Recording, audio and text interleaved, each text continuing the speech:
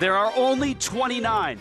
Otis Wagner, Ty Cobb, the Say Hey Kid, Charlie Hustle, and Roberto Clemente. Legends all and all part of the 3,000 hit club.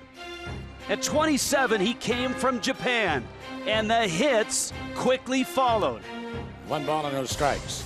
And that's lined down the right field line. There's number 2,000 for Ichiro. And it's going to be an extra base hit as he moves into second base. And he waited only 1 pitch. At the time, 2,000 was incredible. But today, Ichiro is one shy of 3,000. One step from climbing a major league mountain.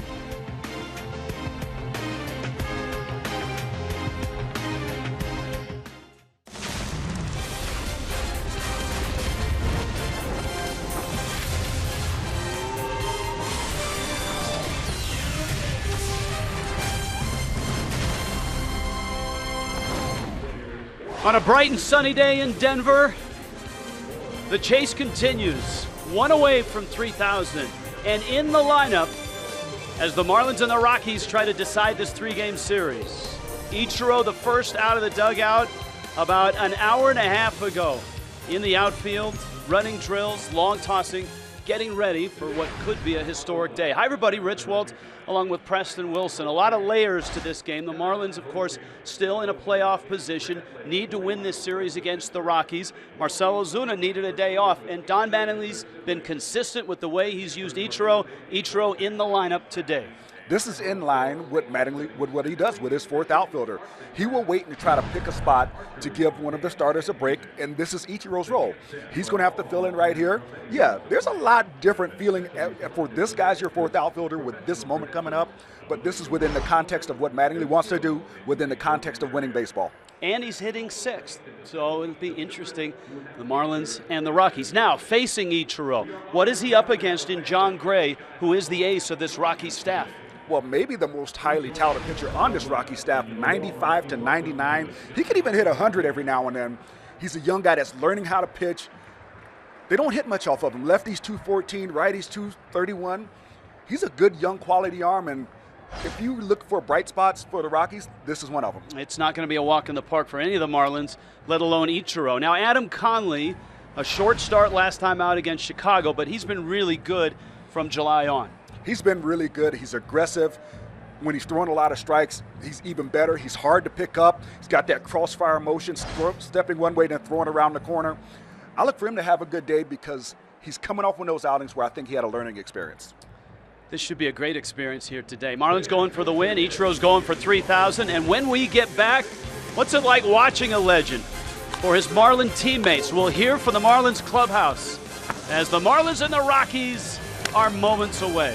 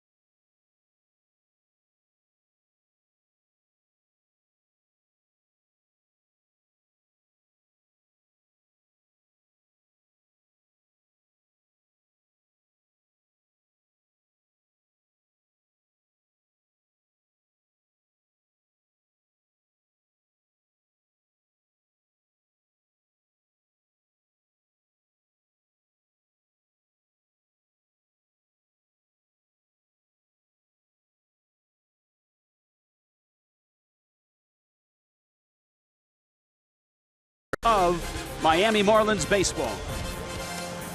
For 16 seasons, Ichiro has had that routine. Places his bat in the same spot. Nobody touches it except Ichiro, and he's hitting 6th for Miami today. Let's go down to the field. And, oh, yeah, let's go. Let's do the handshakes, shall we? Let's go down to Jessica Blaylock. Jess? Hey, Rich, today could be a historic day in Major League Baseball. Ichiro only 1 hit away from 3,000. All season long, his coaches and teammates have watched as he has chased this milestone, and they say it has been an honor to be along for the ride. Pretty impressive. When, people think when you're older, you're not going to be able to do things, or they're concerned about your age, but Ichiro's a professional. His IQ is off the charts.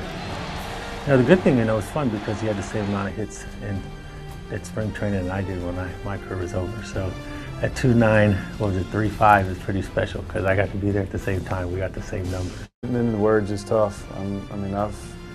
I have a little better history than a lot of those guys in there with Ichiro from the AL West out there, and a lot of those hits came against the Angels. When I was squatted back down there, and it's just been an honor to watch him to play the game and the way he goes about it on an everyday basis. A lot of people don't know, but he doesn't take days off. Like, he works out on off days, and he's just mastered the art of hitting. It's unreal. I think one of the things I mentioned to the guys, so it's just gonna be only one Ichiro, and I'm so glad that God put us in the same room, and the way I say, I'm gonna tell everybody that I know that I play with a legend, and he's a legend for me and for everybody in that clubhouse. I grew up an hour south of Seattle, so right when he had come into the big leagues, he had knocked down a lot of barriers as far as signing from Japan to come over to the major leagues. He'd already had an amazing career in Japan. I was younger watching him come up in the big leagues and just watching him change the game on a team that I watched play on TV every night. So having the privilege of playing with him now and learning and growing in my own career as a benefit of having him around has just been an incredible experience for me that I'm very thankful for, and I can't wait to see him get 3,000. Ichiro will play center field today with Marcell Ozuna getting the day off. He will also bat 6th in the order. Will we see history today? It is a series finale here at Coors Field between the Marlins and the Rockies. The Marlins looking for a win. Ichiro looking for hit number 3,000.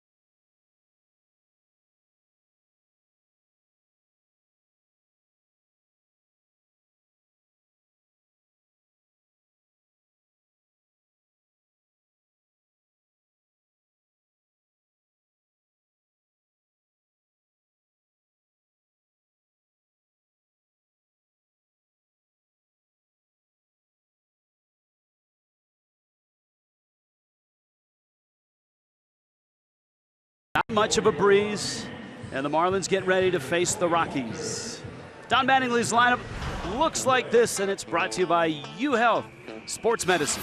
Well, at the top, D. Gordon, looking like his old self. Prado second, Yelich third, Stanton fourth, Derek Dietrich sixth at first base, and Ichiro, it's now sixth, playing center field. Jeff Mathis seven, Adaney eighth, and Adam Conley 9-hole. John Gray to D. Gordon with a fastball at 94, and this ball game is underway. And Gray has really been good for the Rockies. It's really first full season in their rotation. The third overall pick out of the University of Oklahoma, and a strike to Gordon. D has had a nice road trip. The Marlins, of course, started in Chicago, lost those 3 games. A win on Friday night here and a loss last night, and Gordon slaps that one foul and out of play. 6 for 17 is Gordon, and Gray, a big guy, 6'4", 234 pounds. Oh yeah, and he looks even bigger standing on that mound. He's got the hair flowing. Nice little intimidation factor. I like it. Couple hits in this series, 3 runs in the 2 games for Gordon, and he gets sawed off and breaks his bat and heads back to the dugout. Let's scout John Gray, the big right-hander. Well, he's got velocity, can dial up triple digits, usually pitches between 93, 99. Learning to pitch. He's trying to not be a thrower. He's got the stuff, but he's trying to turn that into production and consistency. 5-star run. Last 5 games, 3-0 with a 1.11 ERA. And his last 3 starts, he beat Atlanta, won on the road in Baltimore, and beat the Dodgers. So the Marlins face the Rockies ace.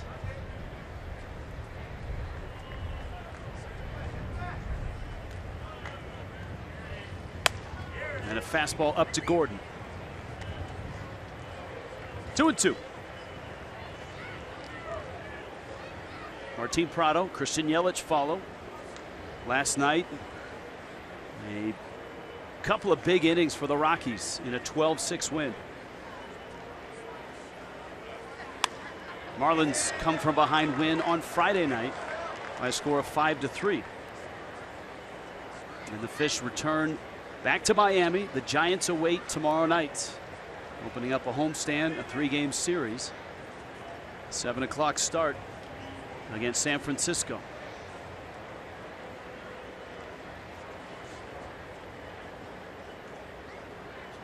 Two.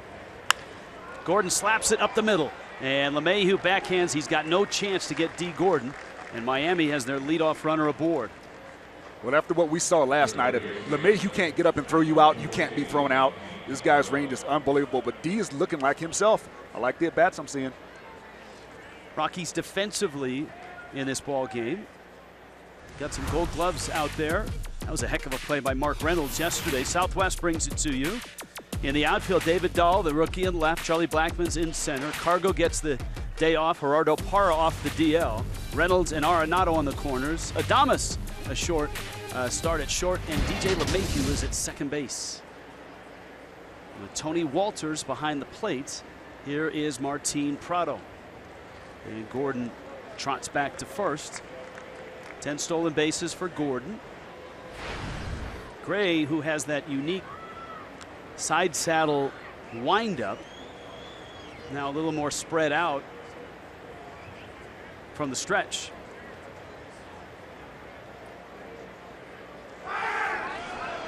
Close. Reynolds arrives with Gordon and the baseball at the same time.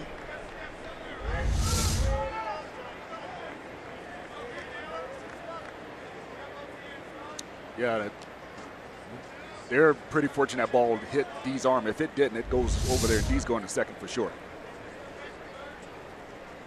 I like it, though. Get out there early, test them out, see what the move is like. Gordon was picked off in Chicago.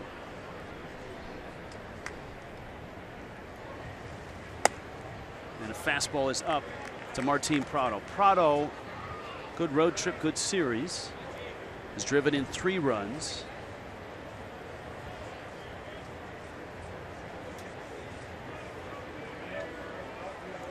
Gordon still has a healthy lead at first. Walters, good catch and throw, 30% he's caught. And Prado lifts that one, fouling out of play. Rockies had Nick Hundley behind the plate for the first 2 games of the series. Of course, the Marlins are going with Jeff Mathis here on this Sunday. Ball into strike.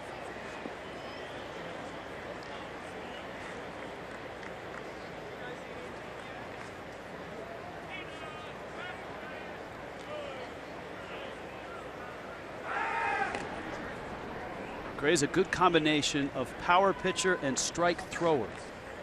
His whip, walks and hits per innings pitched, is 1.134, and pitching half his games in Coors Field. That is impressive.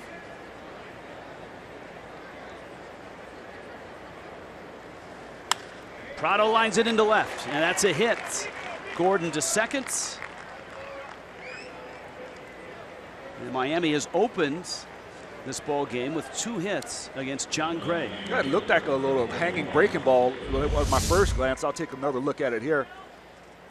Whatever it is, it just stayed right there. It didn't look like it had the hop on it of his fastball. But Prado does a good job. Gets those hands through there.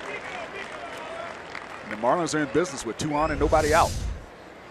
And here is Yelich, who's probably having the best road trip of the Marlins. 8 for 21. He was big at Wrigley, and he's got 3 hits here in 2 games at Coors.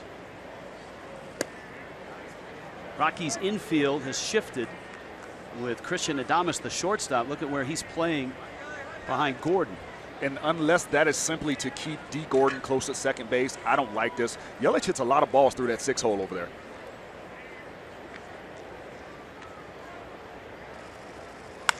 Yelich drives that one left center field. It's a hit. Gordon around third. It'll go to the wall. Prado coming home. Gordon scores. Prado scores. Yelich drives home 2, and Miami is off to a 2-0 start. Well, Rich, you talk about his ability to throw strikes when you're talking about Gray. But this is what the problem is. You got to throw strikes in good spots. These strikes are right down the middle of the plate. This is center cut. And that ball is lined right over where the shortstop would normally be playing. But what a swing, what an approach, and I'm glad that the Marlins are not missing these pitches early. After a game like last night, you got to capitalize on opportunities. Now Stanton against Gray. Yelich at second. First pitch fastball, and Stanton just missed it. He fouled it straight back. He did not miss, of course, the pitch last night from Chad Bettis in the 5th inning.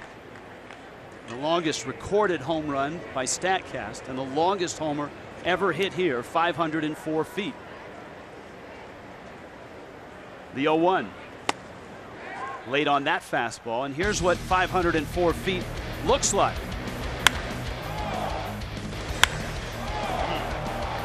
And sounds like. 0-2 here.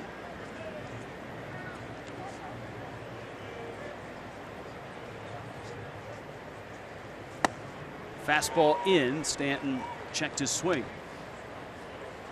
And the count 1-2. It's bright. You'll see hitters with eyewear, sunglasses to fight the glare. And to look cool. 1-2. Swing and a miss. Breaking ball. And Stanton strikes out on a slow curveball from John Gray. And that brings up Dietrich, and obviously in the 6th spot, Ichiro is going to get an at-bat unless somebody gets picked off or doubled off.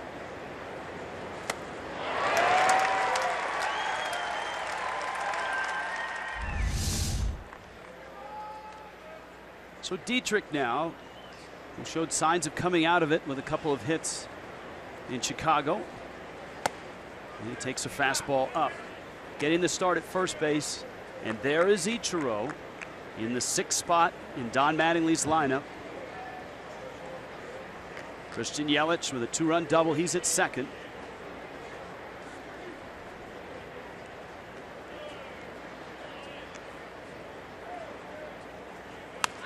And Dietrich fights off a fastball. I think Dietrich may have gotten a little pull happy when he was going through that rut a little bit. Getting him back to that approach where early in the year he'd hit more balls to left center than I'd seen him do his whole career, and it was playing out in the good at bats. He'd pull when it was there, but I think he got a little pull happy. Almost the same alignment for Dietrich on the infield as the Rockies had for Yelich. And Dietrich shoots that one to left, charging his Dahl. He won't get it. It falls in front of him. And how about this? Ichiro comes to the plate with runners at the corners and one out here in the first inning. Center fielder, number 51, Ichiro Suzuki. Crowd very appreciative last night when Ichiro picked up 2,999. And here he is now, just one away from, quite frankly, a mark that none thought he would be able to get to. When he picked up 2,000, many thought that would be enough to get him to Cooperstown. And yet here he is, one from 3,000.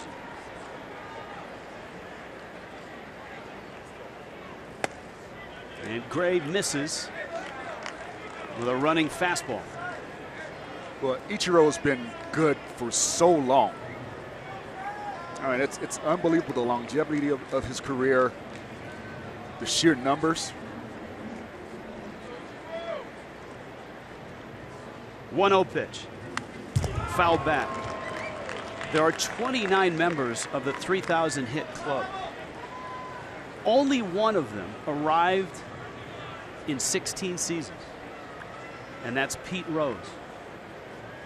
That changes with the next hit from Ichiro. This is his 16th year in the major leagues.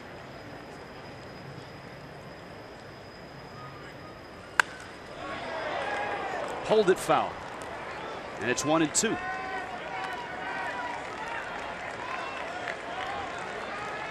Of course, our telecasts, along with NHK, going across Japan early in the morning. The biggest sports star in Japan for the last 20 years is at the plate. And the 1-2. It's down low. Ichiro came in third in a vote to have someone's face put on currency in Japan. That's how popular he is. He came in third, Rich. 2 balls, 2 strikes. And 2 runs across. Miami off to a quick start against the Rockies ace, John Gray. And a 2-2. And he got him. Ichiro strikes out.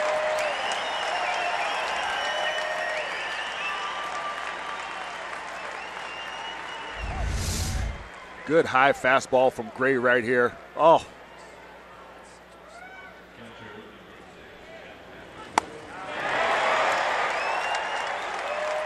Gray is a high strikeout guy. 122 now, and this is just start number 20. And here's Mathis, who had a big hit in that Wednesday day game at Wrigley Field when he homered against his former teammate, John Lackey.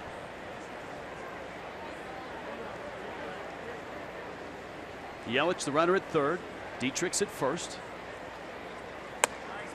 And a breaking ball is up. I think every man in uniform for both sides knows you can never have enough runs at Coors Field. And the Marlins with an opportunity to add on to what has been a 2-run inning so far.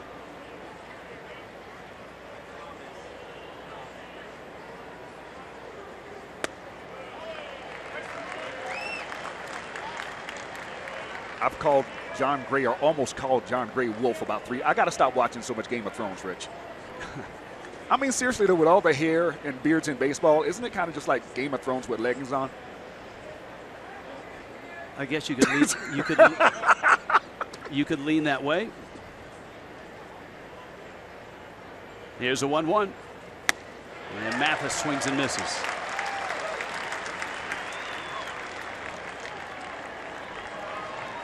Well, part of this run by the Rockies to get to 500 and get into the wild card conversation has been fueled by their starting pitching, and Gray has kind of been their leader.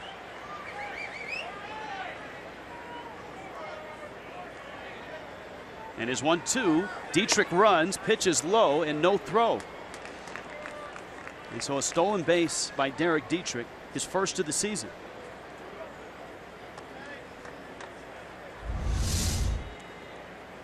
Good jump.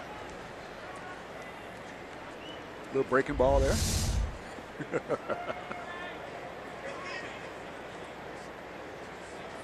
So 2-2 now on Mathis.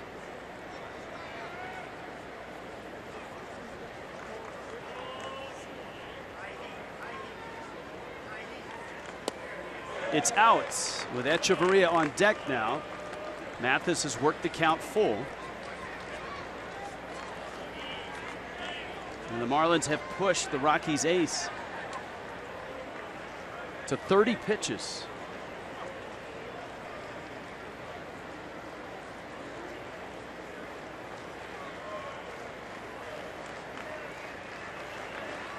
Mathis calls time before pitch number 30 is delivered.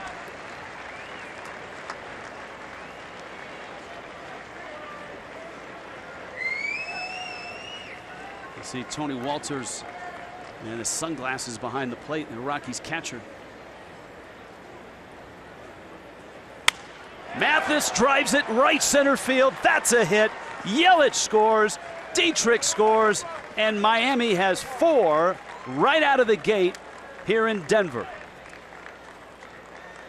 Nice at bat by Mathis. That stolen base by Dietrich is huge because now that second runner right there gives the Marlins a 4-run lead. I'll tell you, Mathis has had some good at bats this year. I know the average doesn't really portray that, but he could very easily be hitting 270 with the balls that he's hit hard this year. The last time John Gray gave up 4 runs in a start, it was June.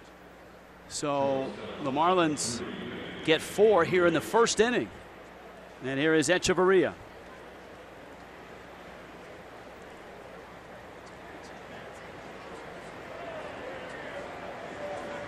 Echeverria 2 hits in this series, and he's hitting 7 straight ball games.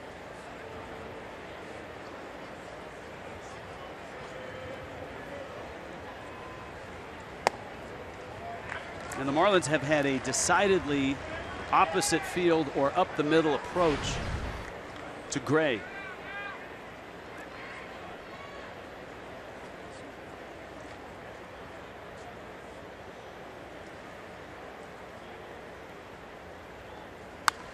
Gordon's base hit was up the middle.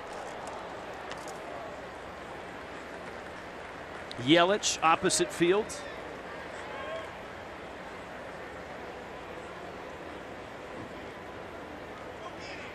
And Mathis to right center as well.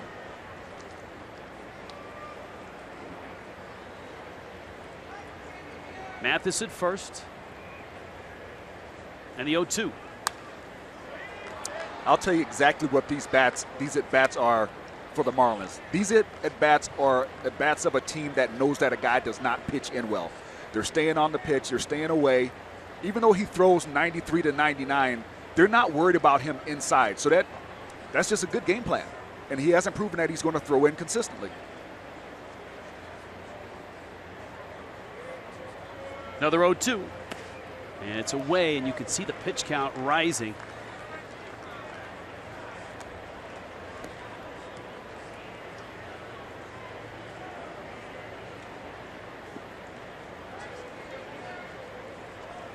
Pitch number 35 coming. And the Rockies bullpen is active. Busted bat and a slow roller. LeMahieu whips it to first, but a big start for Miami. The Marlins 5 hits and 4 runs. And this game has just begun.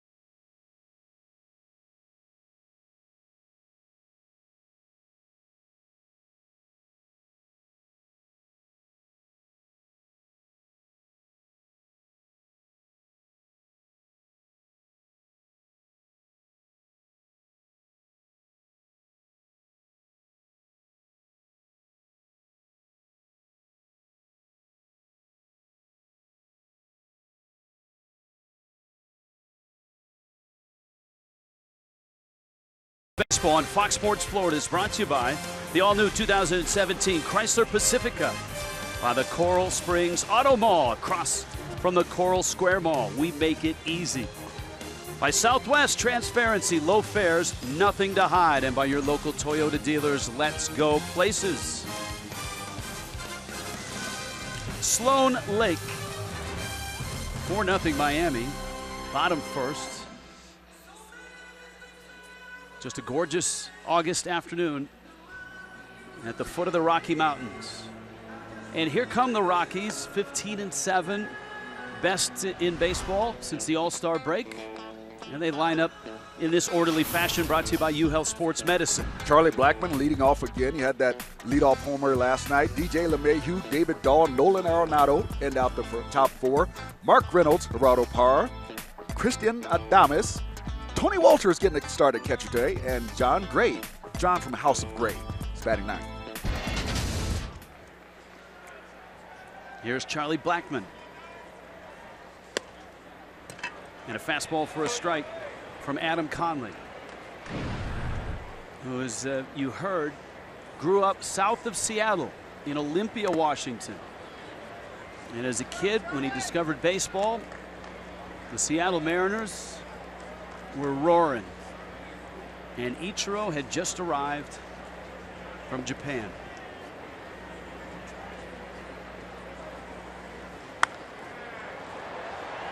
In the air, Prado, and he makes the catch. Charlie Blackmon is out number one. Good out to get for Conley. Miami defensively, the Echeverria catch, one of the highlights in this series. Southwest brings it to you. Ichiro's in center with Stanton and Yelich beside him. Prado and Derek Dietrich on the corners. Danny Echeverria, D. Gordon up the middle, and Jeff Mathis gets the start with Conley. Adam, his last time out, just 4 innings, 5 hits, and a couple runs against the Cubs, and he throws a strike to LeMahieu.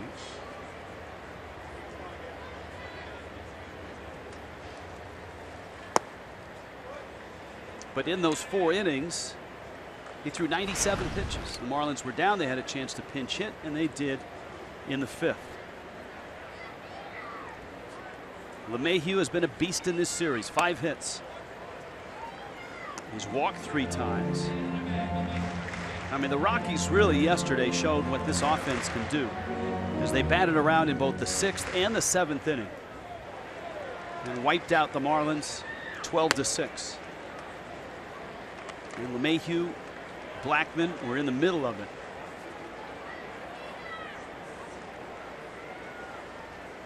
You see the current homestand. He has the best home average, and that's not a surprise in all of baseball at 384. And he walks. Conley, a 1-out walk, that brings up the rookie David Dahl.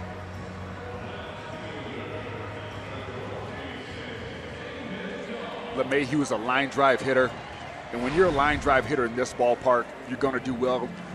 The guys who come here and think about the home run, you might hit one every now and then, but you're not going to get as many hits. If you hit line drives in this ballpark, your slugging percentage is going to way up simply due to doubles and triples. Dahl, who has a swing that reminds everybody of Christian Yelich. With LeMahieu at first. And he's... talk about baseball history. He's 5 away from a major league record. Consecutive games with a hit to start a career. He's at 12. Bounces it to second. Gordon backhands. Echeverria turns in time. And the Marlins get a double play. 4-0 after 1 in Denver.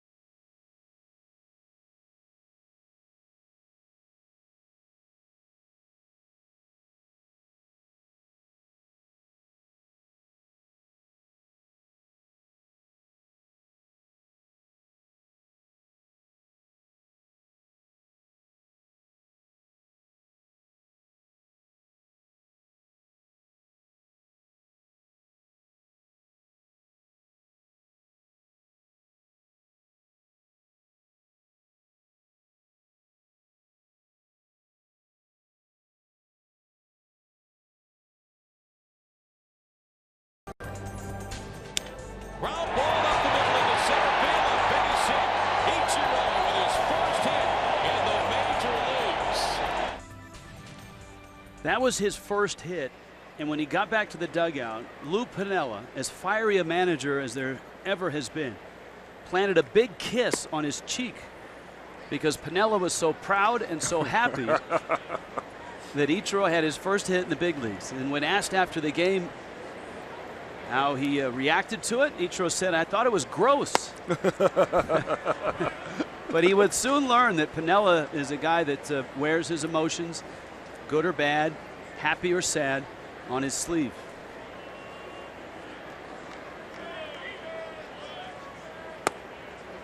Conley takes, and John Gray right now is falling behind Adam Conley at 3-0. Marlins sent 8 men to the plate. 4 of them scored in the first. Conley, Gordon, Prado scheduled here in the second. If you're just arriving, Ichiro struck out against John Gray back in that first inning, and Gray having all kinds of technical difficulties. He walks Conley, and that brings up Gordon. Well, one thing that you mentioned is he does have good control. And when you're pitching in this ballpark, if you're going to have any type of success, when you saw the numbers coming in, you got to throw strikes. I think right now maybe just a little something funky mechanically. He threw strikes in the first inning, but they just weren't quality strikes. Found a lot of the strike zone up in the zone. D. Gordon with an infield hit in the first, and D has hit in 8 straight. Shortens to bunt and takes in. You've got Arenado creeping in at third, but you've got Reynolds holding the runner at first. Well, so far today, Gray is only 2 of 10 in first pitch strikes. That's how you get 4 on the board in the first. Slowly hit to second. LeMahieu, Adames, not in time. And so essentially the Marlins for an out swap Gordon for Conley at first. And up comes Prado. Up come the Giants. And that's coming up quickly. That's a Monday night. That's tomorrow night. That's 7:10. All you can eat seats, just $25. First responders, military personnel, and all you veterans with a valid ID get complimentary tickets on the South Florida Heroes Monday. But the headline is, it is Jose Day. A Jose start tomorrow night. Johnny Cueto and Jose Fernandez, a marquee matchup to open up the Giants series. Prado now. Gordon thought about running, started, and a quick throw by Walters, a former infielder, a lot like JT Realmuto. And a lot of those former infielders that become catchers are very quick from glove to hand to ball at base. And they're very quick with their feet, and that's what makes them quick with the other stuff. Infielders are so agile with the quick first step, trying to get the right angle. When you have to pop up like that, you got to have quick feet.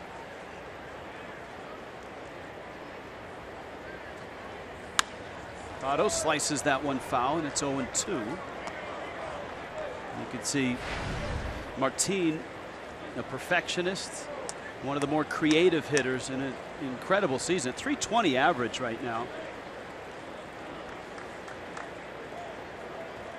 Prado, one of the best with runners in scoring position.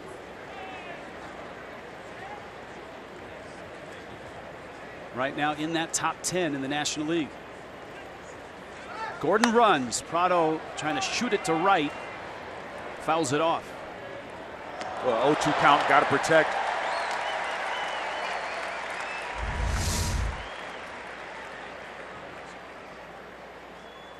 He got a pretty decent jump, but tough pitch to handle it. The creative process there for Prado. You see that back foot slide back and close his body down, trying to shoot it to right and see if he can poke it that way here. Takes outside, and it's 1-2. Prado's best season average-wise in just 78 games back in 2008, before he was a regular, hit .320 for Atlanta. Once he became a regular for the Braves in 2009. He's been up over 300 a few times. Gordon is back. 307 in both 09 and in 10. 301 in 12. Split his time in 2014 with Arizona and the Yankees. And last year a 288 average for the Marlins.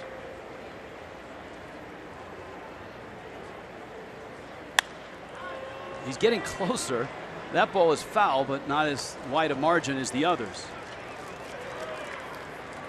And you've got Gray, who is pounding fastballs. Prado, who continues to aim at that hole on the right side with Reynolds holding the runner.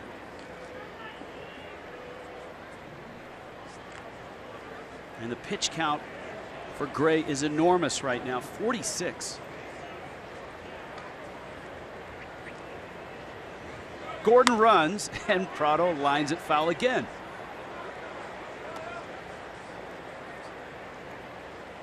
Who blinks here? Well,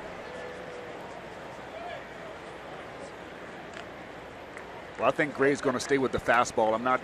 The first at bat, it looked like something that was off speed that just didn't get where he wanted it to, and Prado was able to get the bat head out. And right now he's got Prado behind the fastball, so I think he's got to stick with the fastball.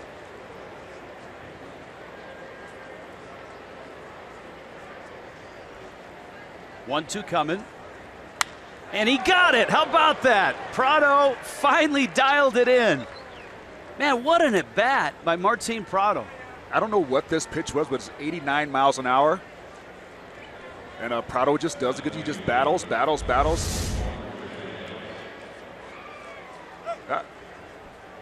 So he extends out towards right field. Watch the back foot leave the ground with the weight transfer. See, when that foot comes off the ground, that's just that weight, that power transferring through the zone, so he's not really hanging on to it. That's absolutely textbook. And so here's Yelich, who punched a two-run double to the wall in left center back in the first. You know, a lot of young pitchers, when they throw a changeup, they drag their foot. And it's the same concept. You want everything up top to look the same, the arm speed, the body action, all of that. But when you drag your foot, it slows the arm down a little bit. So same thing there. When you're hitting, when you come off that backside, when you get that swing, that's releasing all that energy out towards the field. Remember a few years ago when the Rockies went with a four-man staff but limited their starters to like 65, 70 pitches? If that were the case here, Gray would be in real trouble. Well, actually more trouble than he's in right now with Yelich sitting on a 1-0. And a fastball for a strike. Bullpen was active in the first. Miami got 4. And the Marlins have 2 on here in the second.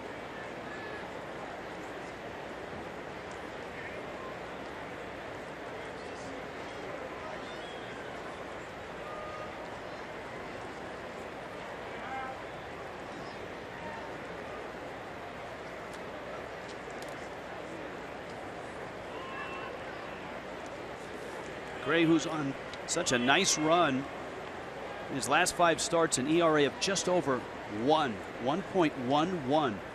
Big lead by Gordon, not running, and Yelich pulls it to the right side. Reynolds goes to second, gets an out there, but not at first. Yelich beats it, and that'll buy an at bat for Giancarlo Stanton.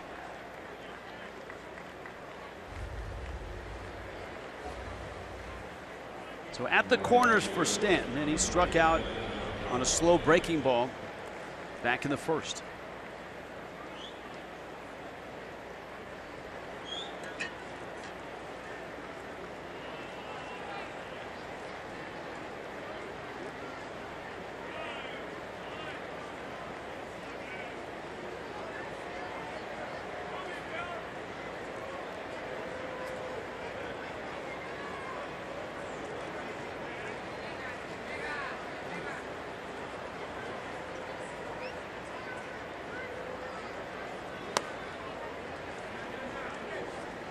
It was fastballs early, and then the breaking ball to finish Stanton off in his first at bat.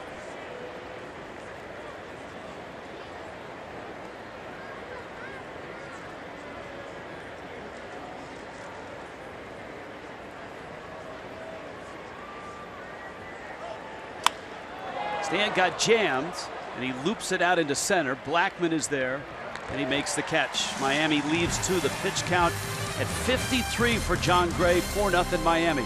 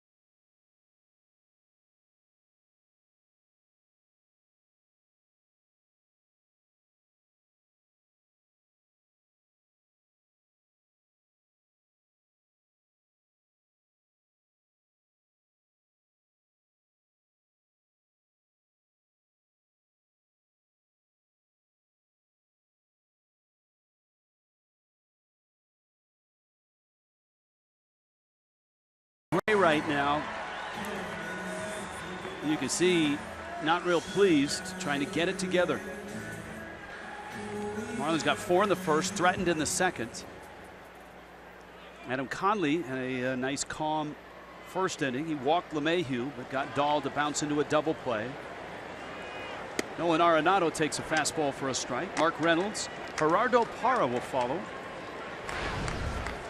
for the 55 and 55 Rockies. And it's been a steep ascension, not only to 500, but also into the wild card conversation. It's a ball club that's won 12 of their last 16 games.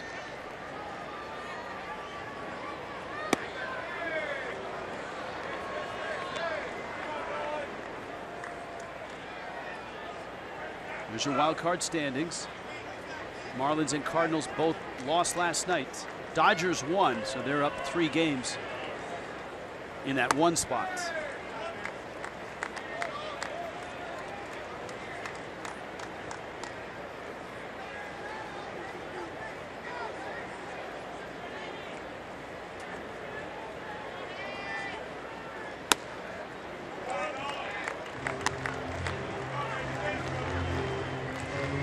Count 3-2. Arenado, another big year.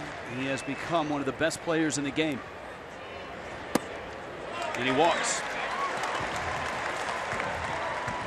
Nobody was talking about the Rockies 2 weeks ago. In fact, if they were talking, it was about who would they trade. But guess what? Look at what they've done since the break at 15-7 and an 8-game homestand. They took 2 of 3 from the Dodgers. They've split with the Marlins, and the Rangers come in next. The ERA is impressive, too. Anytime you have a Rockies team with an ERA in the mid-3s, that's something to take note of. Here is Reynolds, and he takes ball 1. Well, that is the biggest thing that's really propelled them back into the conversation, is they know they have offense. They got some good, really good defenders as well.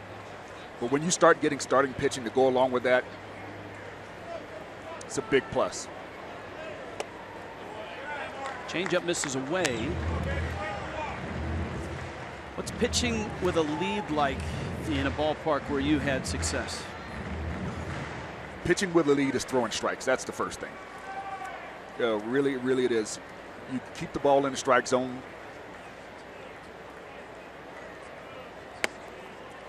And make that other team beat you. No free passes. Field your position after you release the ball.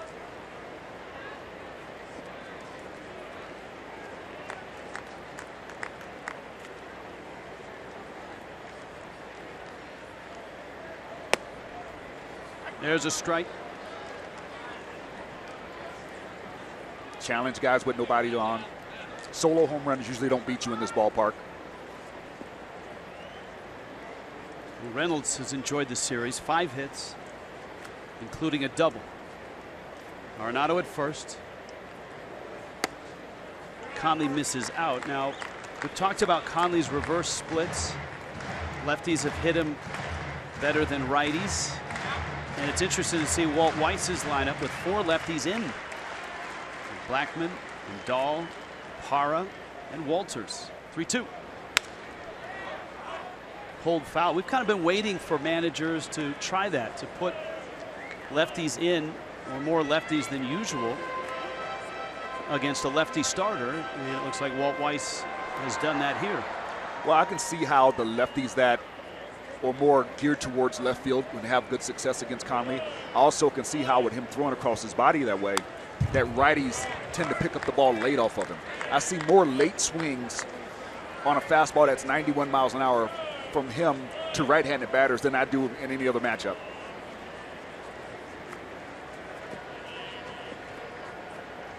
Right-handed bats at 225 against Conley. Lefties at 306. And he gets Reynolds. So first strikeout. And it brings up Gerardo Parra. All right, this is just a fastball right here. Up and out of the zone just a tad, but again, Reynolds doesn't look like he's on time with that.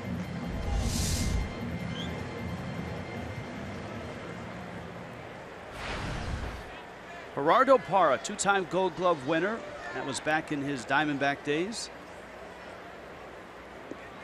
Parts of 2 seasons with Milwaukee and the last 55 games last year with Baltimore. Signed as a free agent here. A 3-year deal. His playing time, now obviously he's coming off the disabled list, but it'd be interesting to see his playing time with the emergence of David Dahl.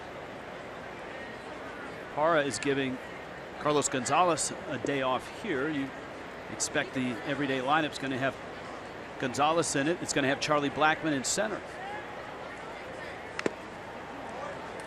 And that one fouled at the plate. The count is 0-2. Ichiro 0 for 1 is due up second in the top of the 3rd.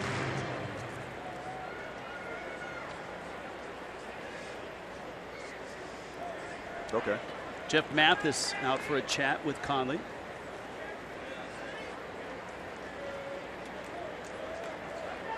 Foul tip. Got a pretty good piece of Mathis.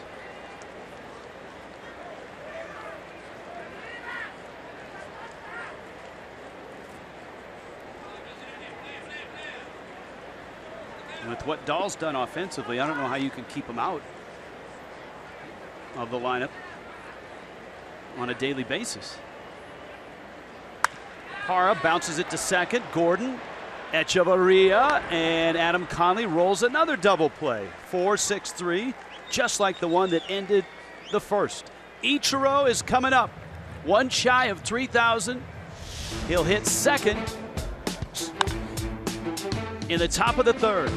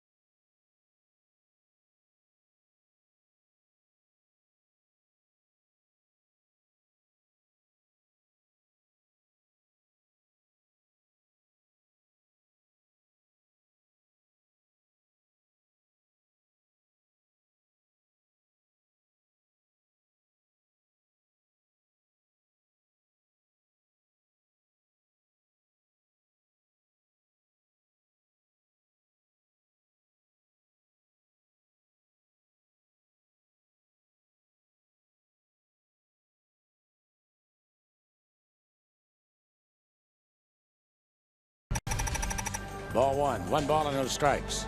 And that's lined down the right field line. There's number 2,000 for Ichiro. And it's going to be an extra base hit. And for those who know what has happened, a standing ovation here for Ichiro. That's hit number 2,000 in his unbelievable career. Just one of the milestones. Ichiro got that hit in 2009. It was a double. He was 35, Preston, when he had that hit. And of course, the voice on that call, the Hall of Famer Dave Niehaus, who got to call so many of Ichiro's big moments. And sadly, he would pass a year later. 9th year in the big leagues, 35 years old, and he gets to 2,000. Dietrich pulls it foul. And it was at that point, Preston, that people looked at his age and looked at the hit total and said, you know what? Maybe he gets to 2,500. But he's going in the Hall of Fame because, of course, 10 straight All-Star teams, 10 straight Gold Gloves, an MVP, couple batting titles.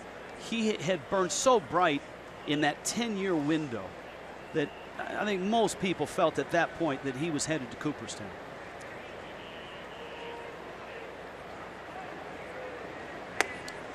You and I both know how much Ichiro respects the game of baseball, how much of a baseball historian he is. He seems like the type of guy that he would not have been happy or as satisfied or gratified with going into the Hall of Fame because he got 2,000 hits. Well, the funny thing is, when he arrived in the big leagues and had his first season, an MVP season, he showed up at the Hall of Fame incognito. Our friend Jeff Idelson of the Hall of Fame told us that great story. While Ichiro was in his office, he got a phone call that said, "You have won Rookie of the Year. Where are you?" And Ichiro said, "Oh, I'm in the United States." That one fouled back to the screen. And as Idelson told us on the last homestand, Ichiro knows more about the game, more about the history of Major League Baseball, the record holders, the Hall of Famers, than maybe 98% of the players in uniform today, maybe even 99. Dietrich fouls it back to the screen. And people forget too, Ichiro was the first Japanese position player to be posted. And that meant the agreement between Major League Baseball and the Japanese league at the time was a player had to play 9 years before he was eligible to leave. And that's exactly what Ichiro did. And at that point, he had to go to his team, the owner of his team, the Oryx Blue Waves, and asked to be released. And then Seattle had to post a fee and then sign Ichiro to a contract. I think it was a $30 to $32 million total bill for Seattle. And a fastball, good at bat by Dietrich. It's 2-2. And that's why he arrived at 27. And he has such knowledge of the game. And like I said, I think that him getting to 3,000 in his mind is saying, this is not a charity case because of where I started. I got this anyway. Dietrich lifts it. Shallow center. Everybody fighting the sun out there. And it's Adames who makes the catch. And here he is for his second at bat.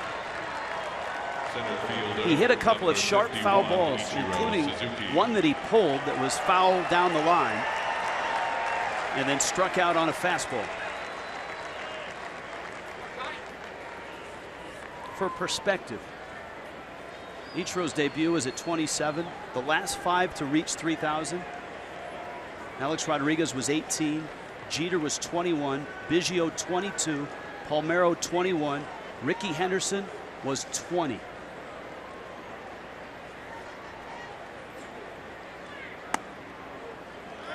And a strike. It's 0-1.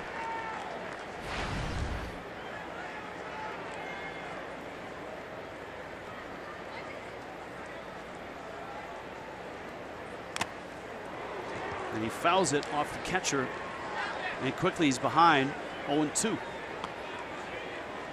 2 good at bats last night. The ground ball down the third base line for an infield hit, and then a sharp grounder that was knocked down at the mound for an out. 0-2. Up the middle, and Gray has it. And Ichiro is 0 for 2 in his quest today for 3,000.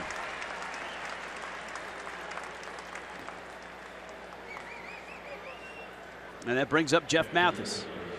What have you seen in the at-bats against Gray from Ichiro? Well, Gray seems to be trying to tie him up a little bit with the fastball around the hands. Seeing the velocity come into play. But Ichiro's also had, I think he's had some pretty good swings.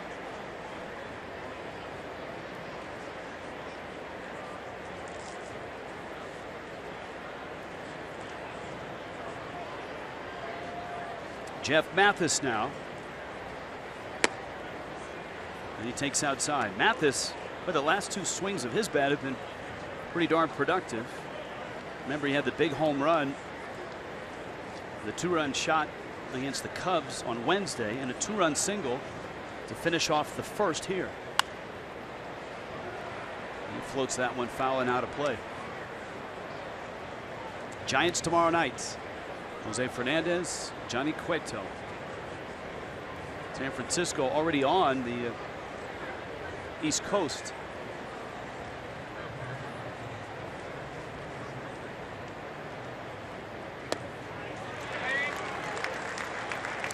There's some good off speed from Gray. Really had Mathis fooled.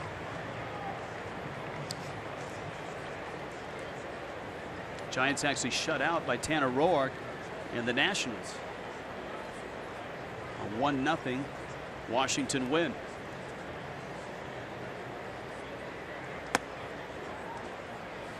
Gray misses up. He needs some quick innings here if he wants to pitch into the 5th or the 6th. Next pitch will be number 70.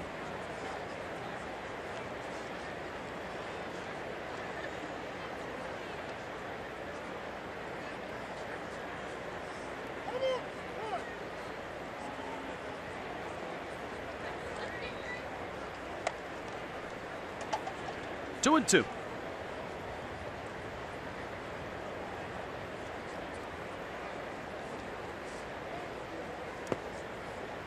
Good at bat here, stretches the count to 3-2. So the Nationals beat the Giants 1-0. Marlins paying particular attention to that game in St. Louis, where the Braves again are on top of the Cardinals 6-3, and that's top 9. That'd be a nice shot in the arm for the Fish if Atlanta could take that series and beat the Cardinals today. That pop-up behind the plate is going to get over the screen.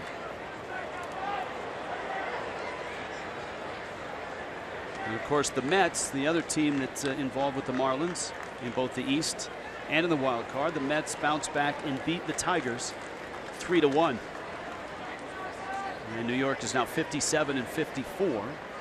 Miami trying to win its 59th game here.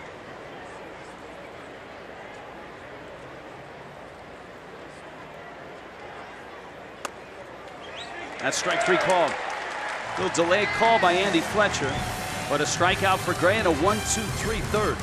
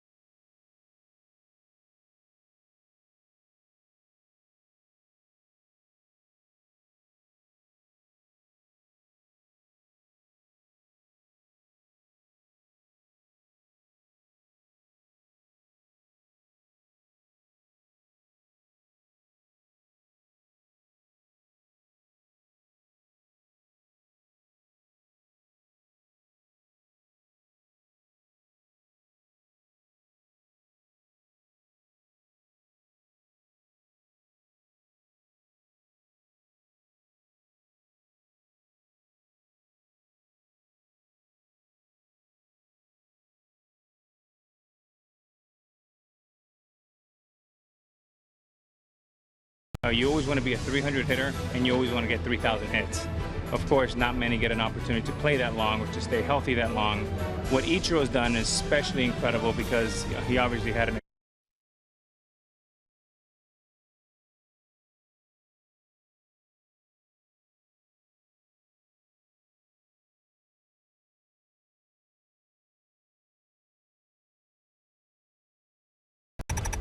as a hitter, you always want to be a 300 hitter, and you always want to get 3,000 hits. Of course, not many get an opportunity to play that long or to stay healthy that long. What Ichiro's done is especially incredible because he obviously had an extraordinary career prior to getting to Major League Baseball. And then what he's done here, he certainly has an incredible legacy in American baseball.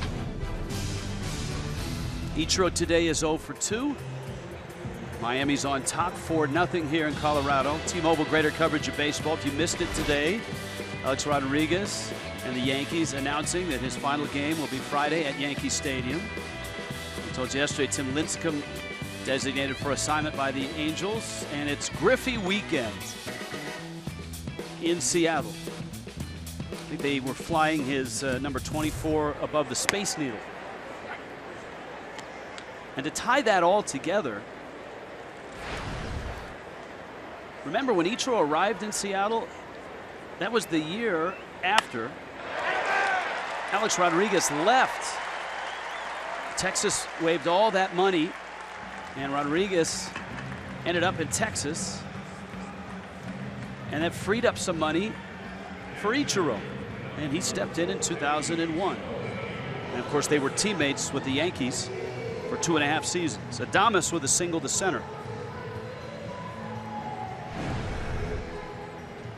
There's that matchup tomorrow night, 6:30 for Marlins Live. You see that stroll on Ichiro? Like he's a rock star, man.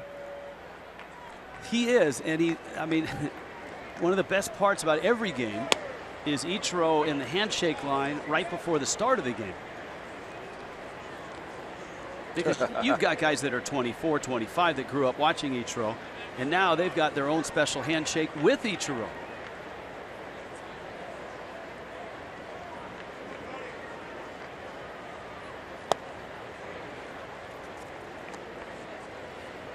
Tony Walters, the Rockies catcher. This just the start.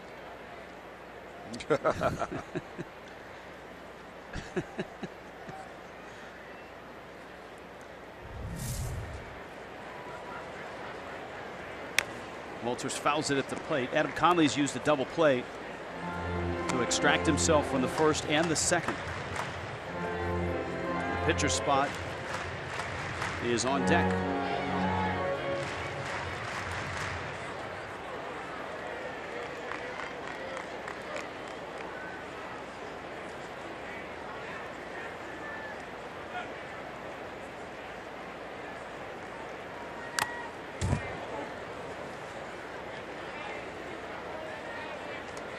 Walters fouls that one back. 24-year-old out of San Diego. It's a guy that the Rockies picked off of waivers from the Cleveland Indians, a third-round pick of the Indians.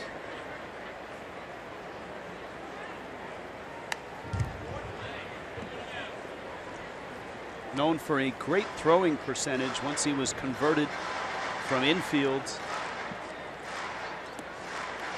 to behind the plates. High 40% caught stealing in the minor leagues. That's hard to do. Yeah, where guys don't know how to hold runners on.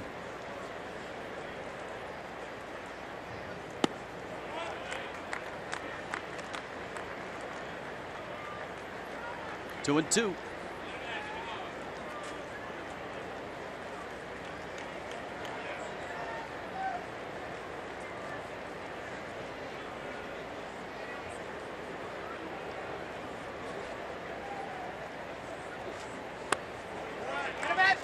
Now he's gone 3 and 2.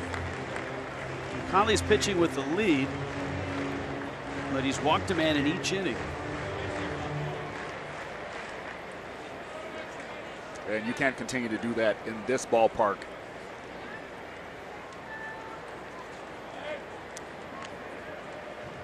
At some point, those free passes will catch up to you.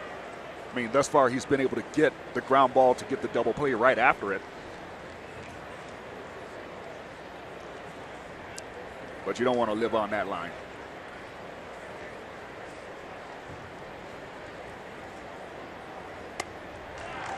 It's in. And Walters walks.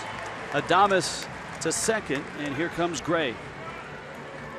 That Wednesday game against the Giants is a 12-10 start, and with a Chevron Crazy 8 package, you can get a home plate box ticket or 2 Lexus Legends level tickets for just 28 bucks. Visit your local Chevron dealer today. Fill your car up with Chevron with Techron. Bring your receipt to the Marlins ticket office. Now the Marlins defensively with runners first and second, and Gray at the plate, and in all likelihood trying to bunt. Wheel play is on, and a throwback with Gordon covering.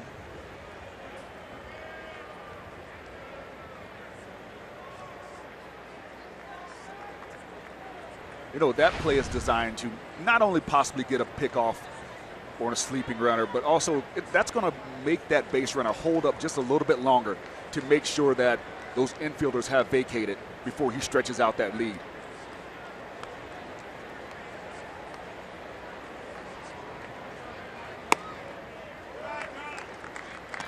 Pitches out. Remember, it's Derek Dietrich at first, not an experienced first baseman. Still kind of learning the ins and outs of that position.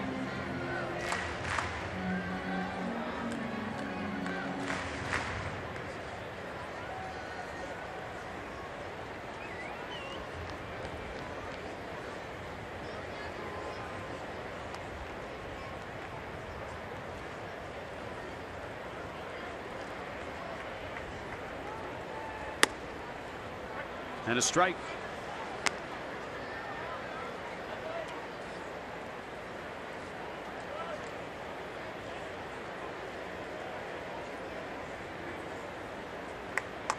Ball and a strike.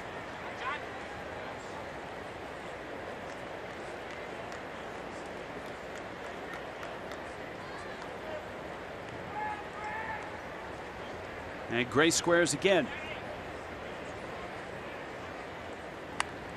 He bunts it. Conley fires to first to get the out. And the Rockies are set up for Blackman and LeMahieu at second and third.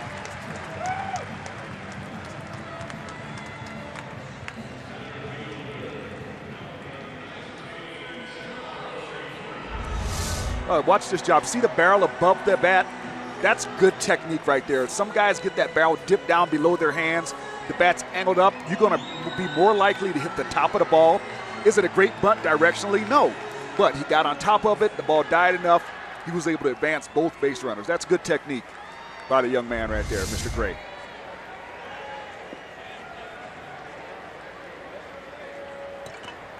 Now Blackman, who had a big night last night. And Conley's pitch is in. Miami's infield is back, except for Prado, who's even at third.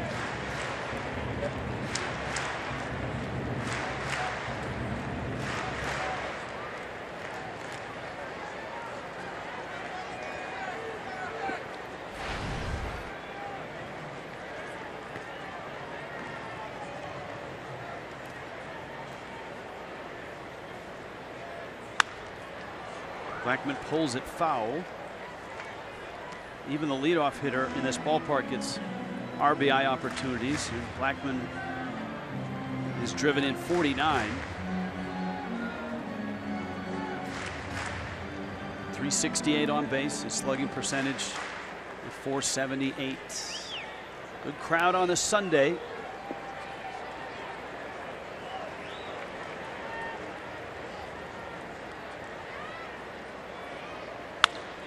Smoked into right field. That's a hit. Stanton on a hop. Runner holds third. And a high throw. Blackman takes second.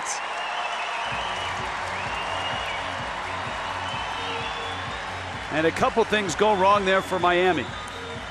Well, we talked about the free passes coming, catching up to you at some point. This is part of it right here. Charlie Blackmon, nice base hit. You got to get the ball down, though.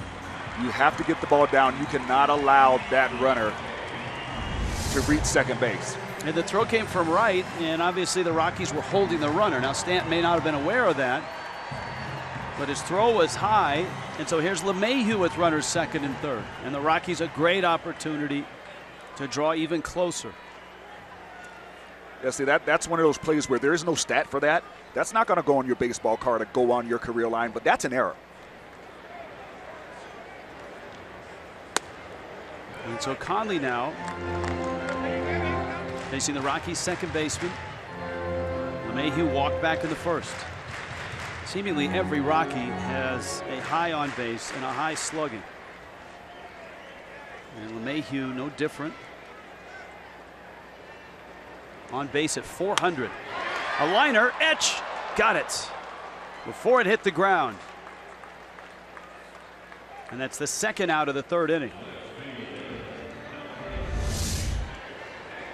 That's a huge out right there.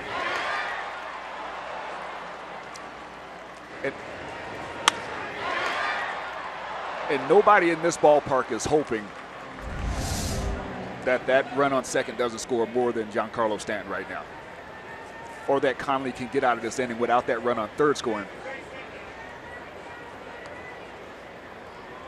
Walters the runner at third. And it's Blackmon out at second. And here's Dahl. He bounced into a double play back in the first. Because as an outfielder here, you don't throw guys out at the plate that often. You're just way too far back. It usually has to be a guy who doesn't hit for extra base hits at the plate.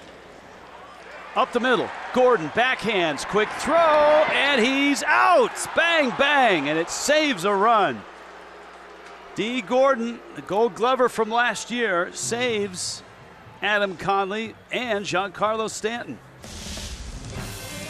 And the Marlins lead now 4-1.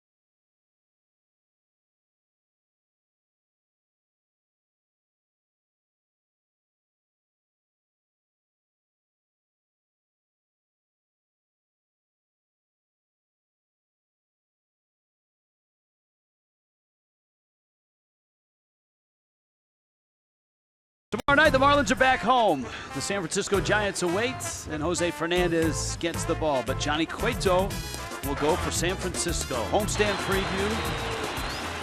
Marlins Giants preview. South Florida Honda dealers bring you Marlins Live. That would be tomorrow night. Today,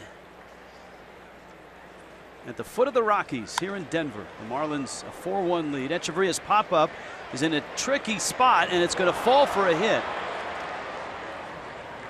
That is where struggling hitters go to get base hits at Coors Field. As Preston pointed out with the Stanton throw, outfielders are much deeper here than they appear in your mirror. Just a long way to run for the right fielder. The second baseman definitely can't get that far out there. That's one of those parts of the ballpark where those extra hits you find during the season that occur here in Coors Field. Now Conley probably bunting with Echeverria at first. He squares. Don't get it Arenado's way, and he pulls it perfectly down the first baseline. Reynolds has to field it, and the sacrifice is successful. Nicely done by Adam Conley, and that gives Gordon and then Prado a chance to drive in a run. Yeah, we gave John Gray some love. That's a really nice bunt by Conley. Not only the speed of the bunt, but the direction made the first baseman come field that ball.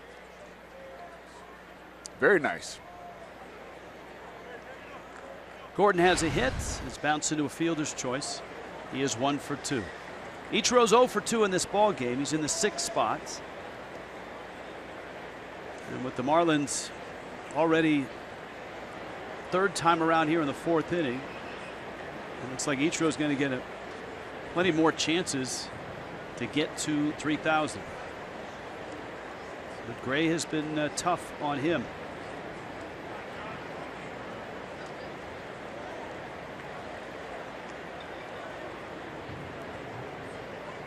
In fact, the toughest at bats for the Marlins the first 2 times through were Giancarlo Stanton and Ichiro. Stanton struck out, flied out. Ichiro struck out and bounced out.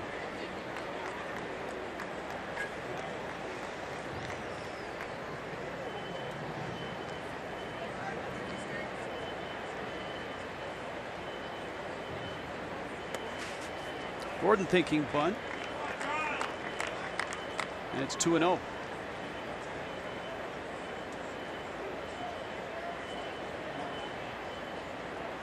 Don Mattingly and the Marlins trying to win this series and get home for a 6-game homestand. The Giants for 3, the White Sox. Yeah, the White Sox. Marlins are not done yet with interleague play. The White Sox and the Royals will come to Miami, and the Marlins still have a 3-game series in early September with the Cleveland Indians, which should be a real fun trip. The Indians have a 2-game lead over Detroit going into play. Cleveland at 62 and 46. White Sox in Kansas City have been battling for that 3 spot in the Central.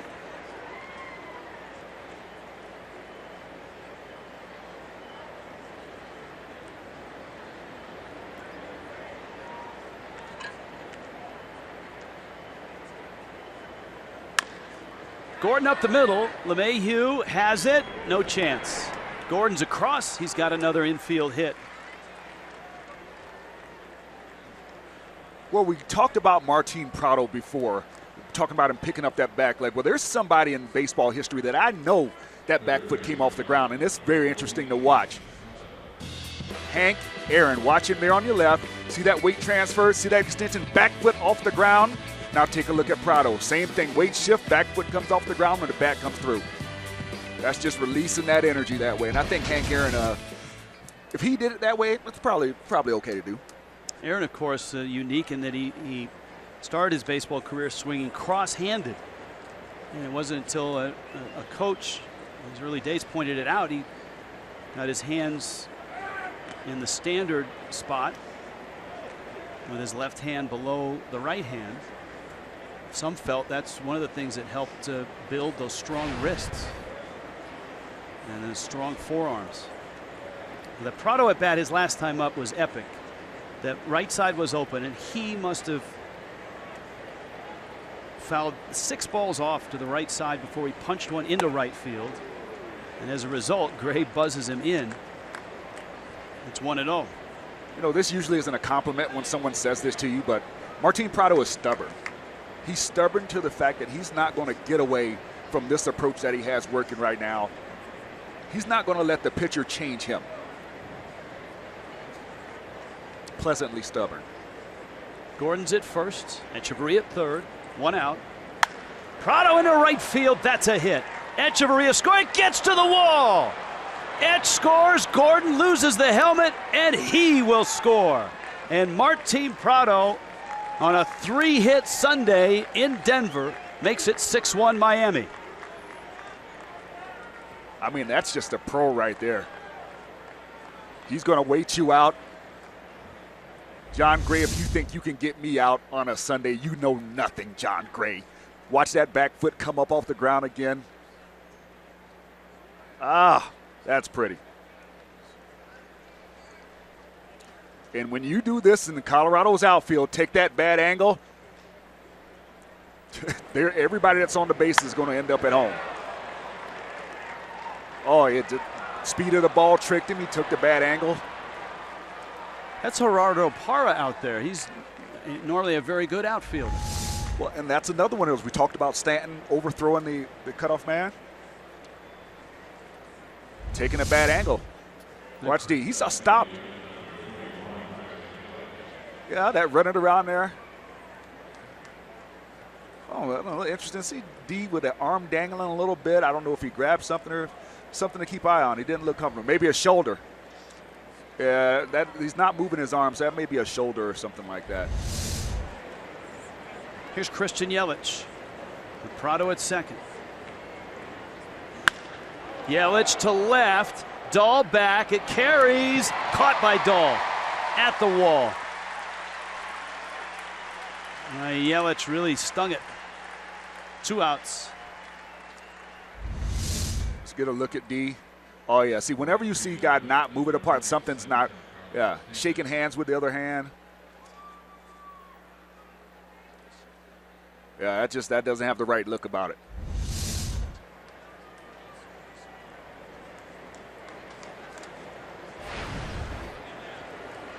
Here is Stanton.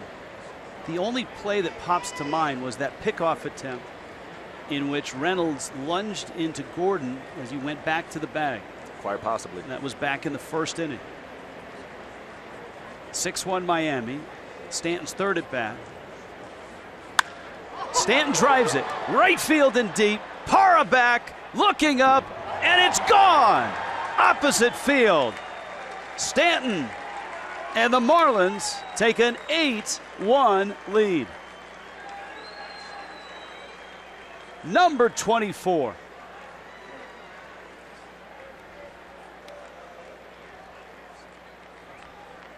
Well, how about that? Well, this is Giancarlo Stanton that everybody fears. The guy that covers that pitch. I love the two-handed finish with him. John Gray knew something was amiss as soon as he let that one go. Oh, the sound, the swing, the balance. That's that guy. That's the monster right there.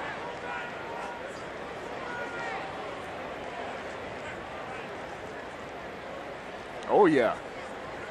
There's the reaction from the bench. The reaction from the Rockies bench is Walt Weiss on his way out. And he asked for the baseball, and he'll get it. The Marlins have tacked 4 more on here in the 4th. Wes Kendall Toyota called to the bullpen.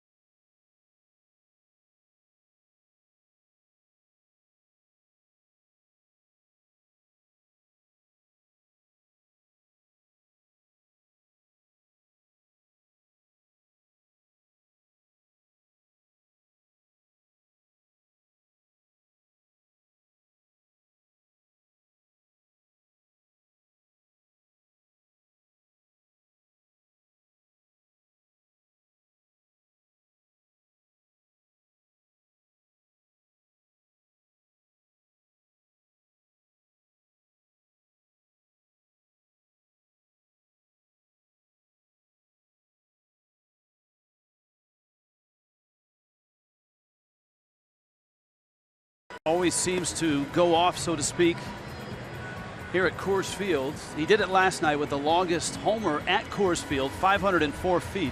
This an opposite field shot. And Stanton now with 24 home runs on the season. And a pitching change for the Rockies. Chris Russin into the ball game for Colorado. Here is Derek Dietrich. By the way, between innings, we kept an eye on D. Gordon in the dugout. He is in the dugout. You saw his reaction on the Stanton homer. And so the hope is that whatever was ailing him is not that serious. Ichiro's on deck. There's 2 outs here in the 4th. Ichiro is 0 for 2. And Dietrich gets the first at bat against Russin. And a slider misses.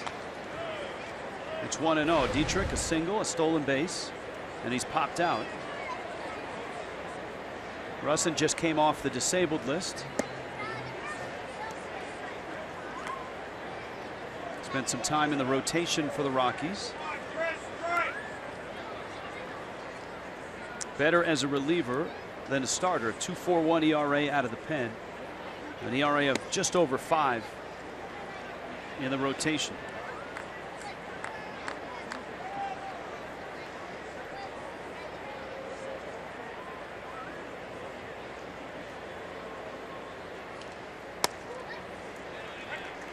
All right, we were thinking out loud, how might he have injured that shoulder? And it wasn't the play that Reynolds leaned into him.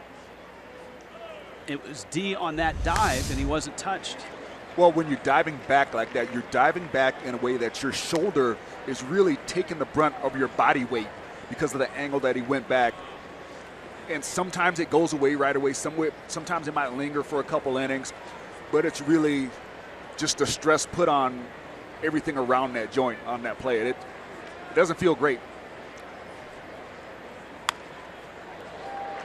Full count to Dietrich. Ichiro waiting on deck. Russin in relief of John Gray. 0 for 2 is Ichiro. And Gray hasn't had many starts like this lately. His last 5 starts coming in an ERA of just over 1. Dietrich lines at left field, and that's a base hit, and here comes Ichiro. 2 hits for Dietrich. Center fielder number 51, Ichiro. And Ichiro gets his 3rd crack at it. Well, maybe a lefty is the trick. One of the charms of Ichiro throughout his career, this is year 16, a higher average against lefties than righties. Well, I think this is it right here. I really do. Just my gut feeling.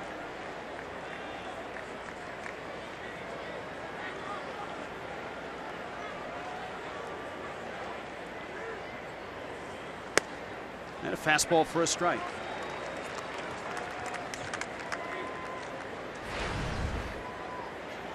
This season, those numbers hold out, and even a bigger margin. Infield is deep, especially Arenado at 3rd. And Russin trying to get the corner. It's a ball and a strike.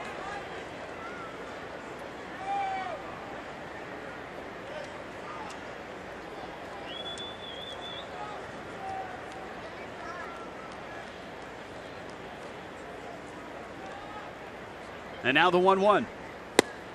That is strike 2.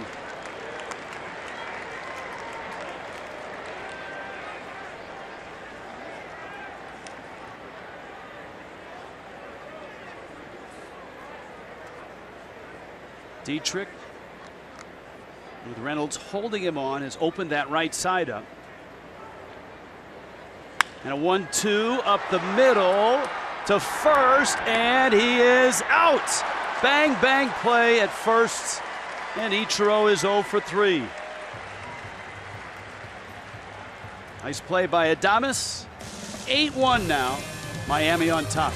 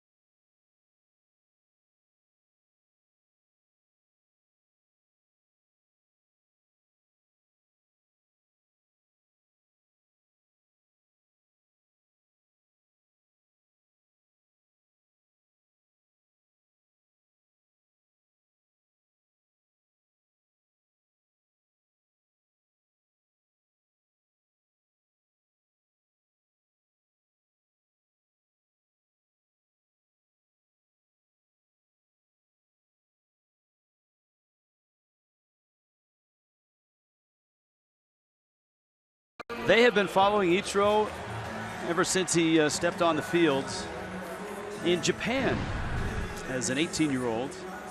And they were in Seattle when he arrived there in 2001. They followed him to New York as a Yankee. And they've been present in Miami. And, of course, as Ichiro has crept closer to 3,000, the press corps and the group following from Japan has grown back to what it was when he first arrived in the United States back in 01. There's about 75 to 95 traveling following Ichiro. Arenado, high, deep, Ichiro, and it's gone. Ichiro had a look, but Arenado cranks one against Adam Conley, and it's 8-2. This is what Nolan Arenado does. He produces runs, whether it's driving someone else in or driving in himself. See where this pitch is supposed to be, see where it ends up. Not in a bad spot as far as hiding his zone, but that's just a really good swing going down to get it. Number 28. And that leads the National League. He was tied with his injured teammate Trevor Story. Of note, though, Giancarlo Stanton with a home run here has crept into the leader lists at 24. And so Stanton, despite that month of whatever you want to call it, slump, walkabout, slumber, struggles, despite that month, Stanton still has a shot to lead the National League in home runs. Yeah, Stanton's bad isn't as bad as other people's bad. Because even when the average isn't there, he can hit the ball out of the ballpark at any time. Reynolds, that's a BB, and it's by Prado. Yelich cuts it off, Reynolds around first. And it's a loud single in the bottom of the fourth. Let's check in with Jessica Blaylock. Hi, Jess. Hey, Rich. When it comes to Ichiro, he leaves an impression on everyone he plays with, including former Yankees teammate Derek Jeter. Just recently, Jeter had the opportunity to write an article about Ichiro. In it, he describes the evolution of their friendship, their time as teammates in New York, and how he feels like Ichiro is a complete player. He says that Ichiro has been the model of consistency throughout the course of his career. But guys, the most important point that Derek Jeter makes, he says that when it comes to baseball, Ichiro wasn't just born to play the game. It's his life. It's what he was born to do, and he has been so good the entire course of his career. Thank you, Jess. That bunt goes foul. Jeter got to 3,000 in 2011, and he did it with a home run. In fact, the last two to get there, Alex Rodriguez and Derek Jeter, hit home runs. Wade Boggs homered as a Tampa Bay then Devil Ray at Tropicana Field. Those are the only three of the 29 in the club that homered to get there.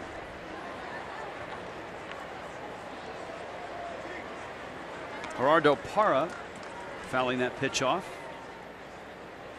So a home run by Arenado, a single by Reynolds, Parra who bounced into a double play. And right now, Adam Conley trying to manage this game. He's got an 8-2 lead.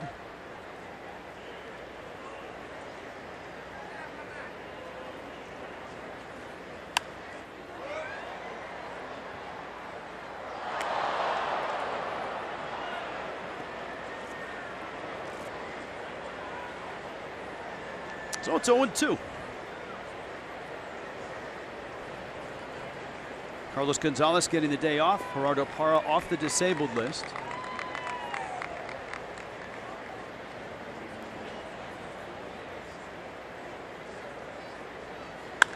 And he rips one to right.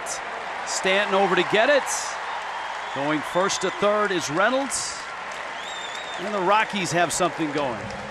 We talked about homering for your 3,000 with the Jeter and A-Rod homers fresh in everybody's mind.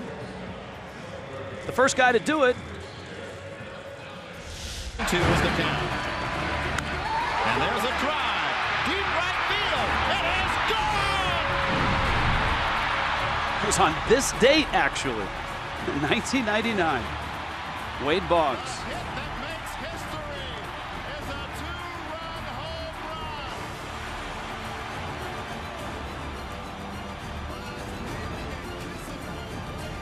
How about that?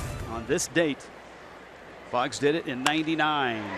On a hop, Echeverria out there. Gordon's turn. That's a tough slide at second.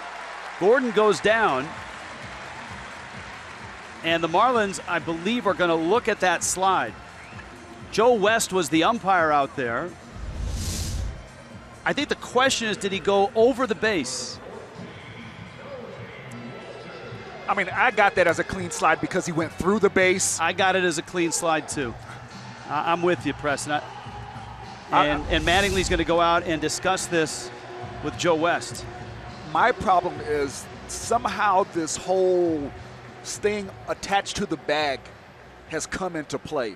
And I don't know if there's certain circumstances where they'll allow, but I've seen plays called where because the guy did not hold on to the bag that they called interference. In my opinion is if you're breaking up a double play, the ball is going to first base, so why would you need to stay on the bag at second? It's not a logical ruling.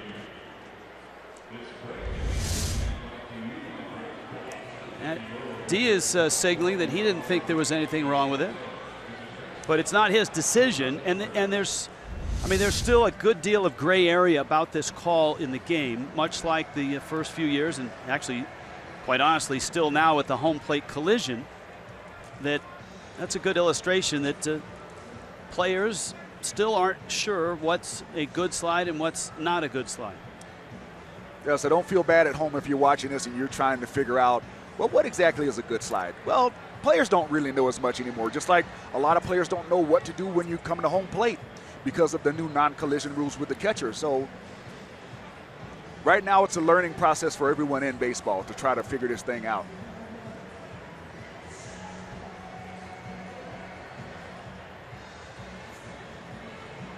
It is a Marlins challenge. Well, there are two things. Is the contact above the knee. There's that factor, and like I said, the part that I really don't agree with is a guy having to be able to maintain contact with the base. Well, I think in play here, if we could see it again, the fact that he slid over the base and through the base might be problematic. But he makes contact with the ground before the base. That's what I'm saying. He didn't slide across he didn't jump across the base and then hit the ground afterwards. He made contact with the ground before the base. That's clean to me. And quite honestly, the Marlins have not been involved in many of these at all this year. So I think he's out. Wow. And safe. And I think the result there, he's out at second, but safe at first. Now, wait a minute. I thought that would be. So no violation. That's what Mattingly was thinking. His reaction was he saw the out call, and he figured that the Marlins were going to get a double play. But in fact, it's out at second, which was the original call, and safe at first, which was the original call. The Marlins do lose their challenge. I thought that was just good, clean baseball. I'm with you. I would be interested to see what the Marlins and Pat Shine saw that make them want to challenge that. And that one kicks away from Mathis, and it's going to send Adames down to second. Well, again, the Marlins really haven't been involved in many of those plays at all at second base, where that second base slide on a double play has been a point of controversy, been reviewed, and been ruled on. Right.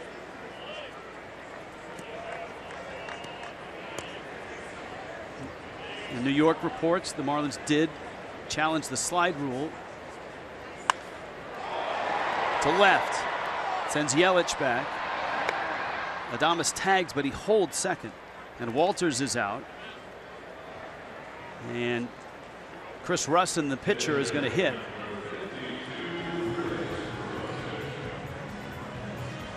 It feels like this is the 7th inning, and it's only the 4th.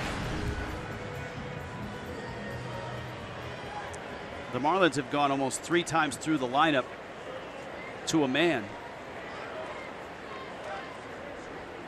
And the Fish with 8 runs on 11 hits.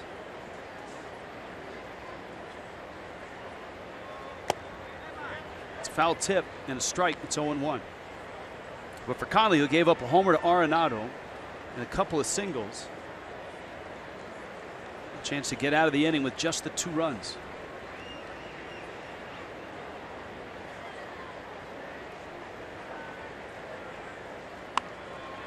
It's a bunt and a good one. Mathis, nice play. Jeff Mathis to first in time to get Russin. Rockies get 2 back, but Miami still leads it 8-3.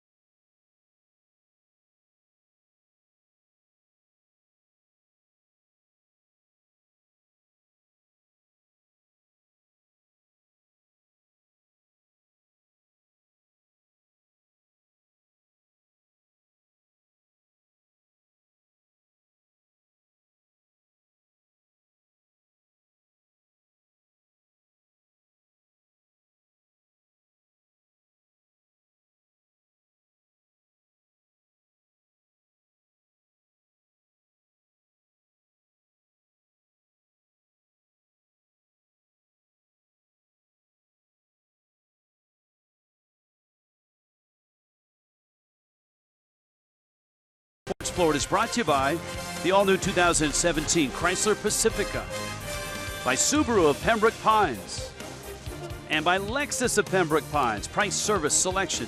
You're gonna love us. On a sunny day in Colorado, Ichiro is 0 for 3, but the Marlins have pounded out 11 hits. Folks at NHK and we here at Fox Sports Florida all poised to watch some history. That telecast going out obviously to the country of Japan. Big ratings for the Marlins in Japan of late. Ichiro, as Preston pointed out, an absolute rock star over there still.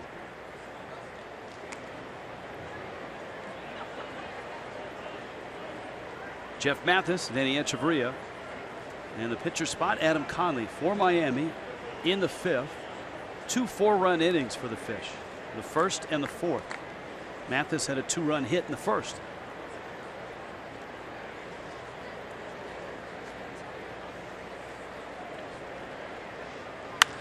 Mathis, another hit, right center field. Blackman collects it, and a leadoff single in the 5th inning. Out to the telecast. We told you there's a lot going on today, right? Obviously the Ichiro chase for 3,000, but the Marlins trying to keep a hold of one of those wild card spots, keep some distance between themselves and the Mets, and maybe put some pressure on the Nationals. Well, a lot of those games have played out already. The Mets beat the Tigers 3-1. The Nationals shut out the Giants. Tanner Roark 1-0 beat Madison Bumgarner. So obviously for the Fish, as far as the East goes, important to win to keep things where they were at the start of the day. The other news is that the Cardinals, the team that shares that wild card with the Marlins, lost to the Braves 6-3.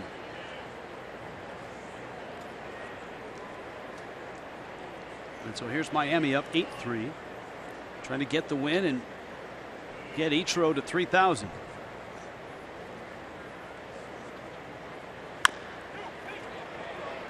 It draws LeMahieu to the bag, and Adames turns it. And Russin has 2 outs.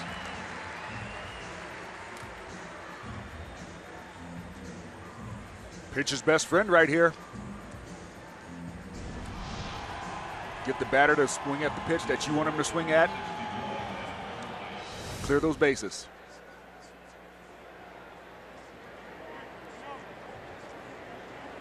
Here's Conley now, who's walked and has a sacrifice bunt. What'd you think of the Alex Rodriguez press conference today? I think it's a situation where he just, he doesn't want to be remembered, the way this season is going. The Yankees are getting younger. They've made some move to move some pieces to say they're going in a different direction. And I think it's just a time. I think it's just time.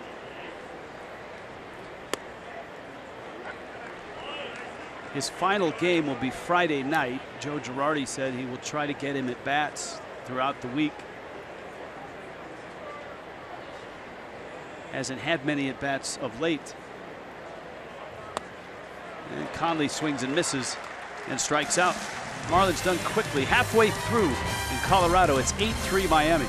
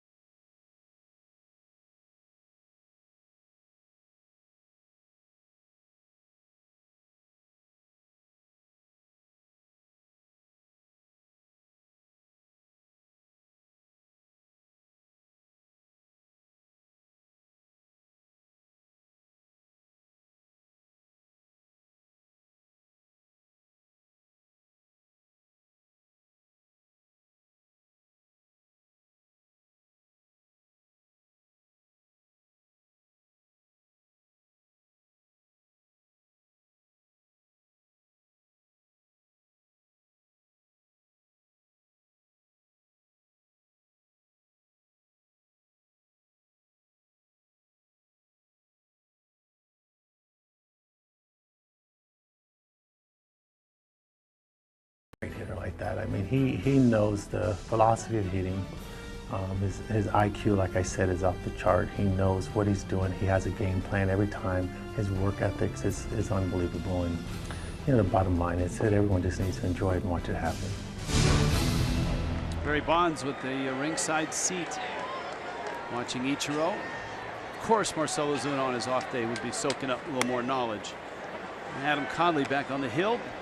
Fires a strike. Conley would like a little easier inning than the 4th. We gave up 2. Blackman, LeMahieu, and Dahl. Barry has a healthy respect for other major league players. Just saying, hey, a guy like Ichiro, I'm not teaching him. More than anything, he's a guy that's reminding. So if something goes out of whack, he just sends a little helpful notes to. Gordon flips it to first. All right, we've been talking about history in this date. How about a little Geico? How about a little Barry Bonds, and how about a little Dwayne Kuiper here? And Bonds hits one high. It's a deep. It is out of here. This date in Major League history, 2007. Bonds passed Aaron at 7:56. Anytime you can get Dave Niehaus with a great call. We had Ichiro's 2000. And Dwayne Kuiper on any home run call, for that matter, it's a good telecast. I want a picture of a freeze frame of Barry Bonds with his hands up in the air and Mike Basic with his hand on his hat going, I just gave it up. 1-0 pitch to DJ LeMahieu. That just goes to show you how there's great and bad feelings on the side of that play.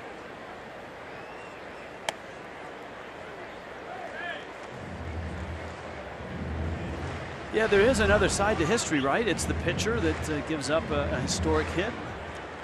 Al Downing comes to mind.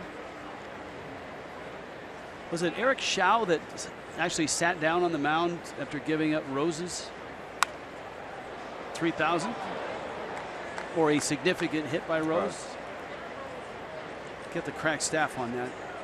Yeah, everyone wants to be remembered. You just mostly want to be remembered on the good side of it.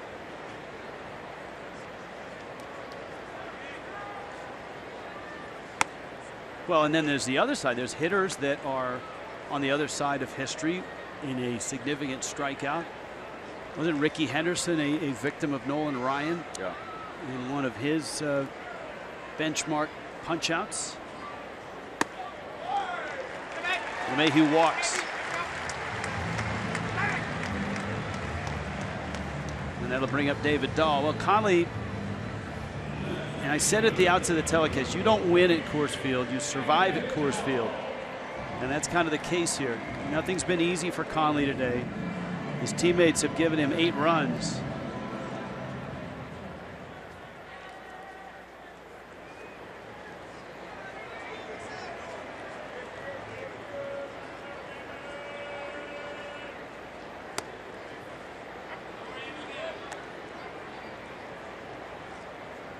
Eric Schau gave up Pete Rose's 4,192nd hit, which made him the all-time hit king. Not queen, as Pete remarked when Ichiro had that hit in San Diego, the hit king. Line to left, and Yelich picks it up.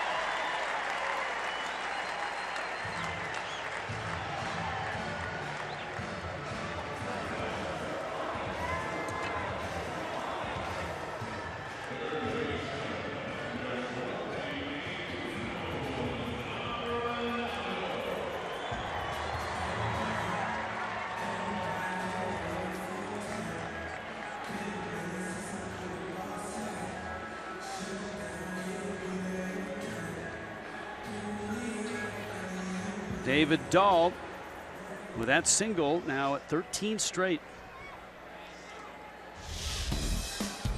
The crack staff has found it. Pete Rose, the all-time hit king, but the tape doesn't go far enough to see Schau sitting down on the mound.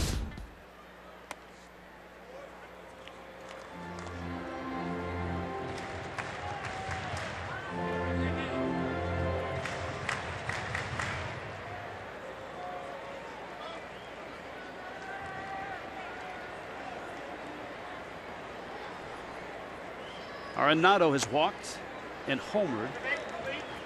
And with 1 out, Conley at 75 pitches. But as I mentioned, it's not been easy. A base runner in every inning for the Rockies. He's walked 4. Crushed. Left field and out of here. And I mean out of here. And just like that, the Rockies are right back in this ball game. Second of the game, 29th of the season for Arenado.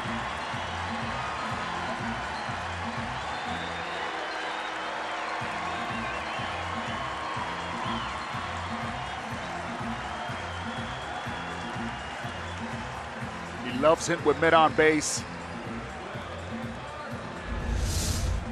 This is what he does. When he gets that traffic on the bases, he rarely misses. Came into today's game with 82 RBI.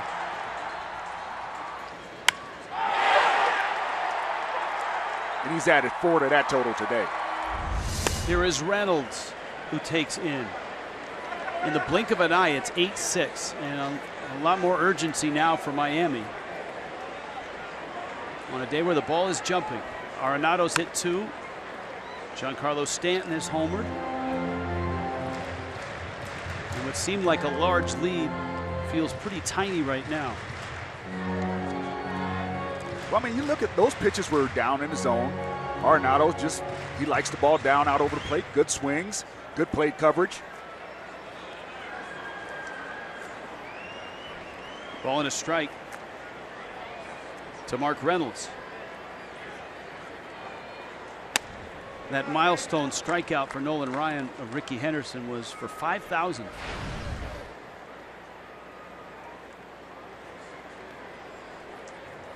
Of course, Ricky is in that 3,000 hit club.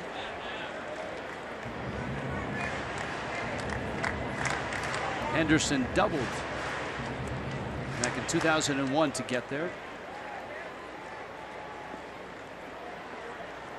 2-2.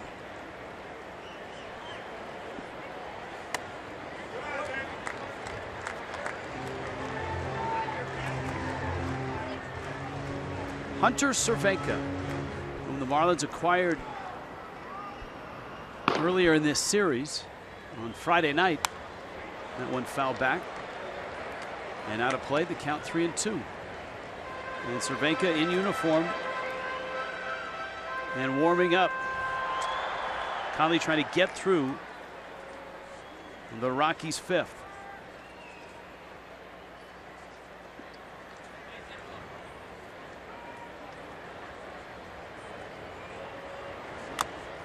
And a running fastball. Reynolds has struck out. Homestand is a good one. The Giants for 3. That's always a fun series. And the Chicago White Sox arrive. A Fireworks Friday will greet the Marlins and the White Sox. The Budweiser burger and beer package is just $25. Fireworks show on Friday night. 7:10 start.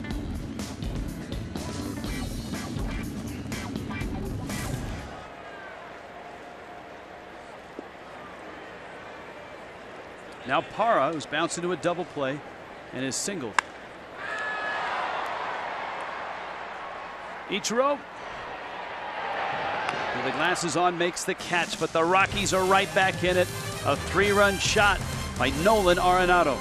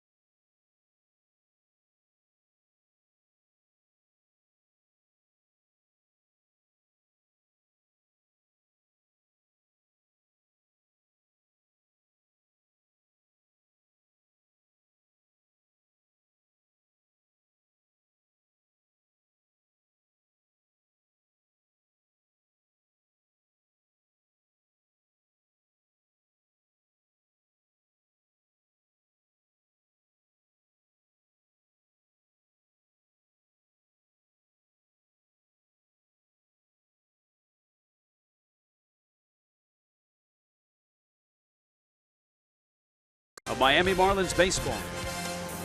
Red Rocks, one of the great music venues around. Buddy Guy appearing tonight at Red Rocks Amphitheater. We just missed Buddy Guy in Chicago. Heard he was playing around that area around his birthday, and then we're going to miss him here too, Rich. Unfortunate. But, hey, we're getting paid to go to a ball game, which ain't half bad, is it? I kind of like this. Yeah. D. Gordon now with Martin Prado and Christian Yelich. And a lot more urgency for the Fish here. They've had a pair of 4-run innings, but they lead the game by only 2. Gordon has 2 infield hits, and he scored 2 runs. Prado's 3 for 3. Yelich has a 2-run double. And a gorgeous bunt. Arenado lets it go, and it's foul. Arenado is Superman at third, but even he realized he wasn't going to make that play. And this is what you want on a base hit bunt. You want it to be fair or foul, right on that edge. And somehow that ball just squirts off the grass. Man.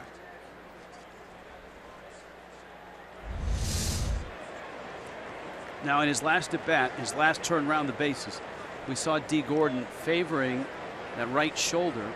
He ran down into the Marlins clubhouse after he scored. He shook everybody's hand left-handed. Once he reemerged in the dugout, we haven't seen any ill effects.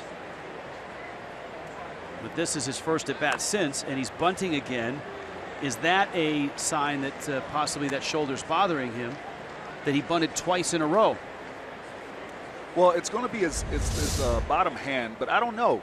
You see this? So the body weight is going out, and that joint has to take all that stress. Definitely a look of discomfort on his face. So he tried to bunt twice. Rockies' corners are very deep now. And Gordon swings and misses, and that was not a free and easy swing at all. Yeah, but I don't, because he released with one hand and the hand that he released with was that shoulder, I don't think it's that bad if it is a little tender. You would see the wince when that weight of that bat comes around at the end, because that's when the most pressure is on there, and I didn't see that. Could be a case of just getting fooled by a pitch. Prado now hasn't been fooled at all. He's 3 for 3.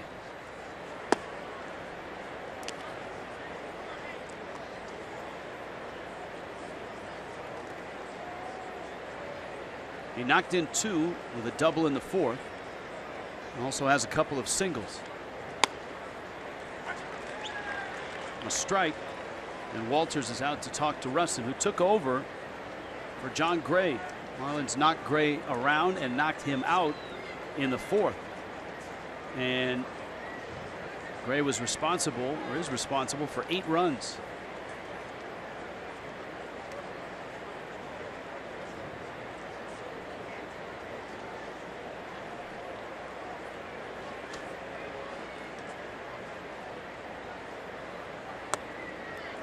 Rich, got a little inside baseball for you right here in Coors Field. Look out in center field. See that Coors sign? Well, it's yellow, but the light is bouncing off of it so strong it almost looks like a pale white. And right-handed hitters facing lefties in this ballpark in day games sometimes have a lot of trouble. Except Nolan Arenado, apparently.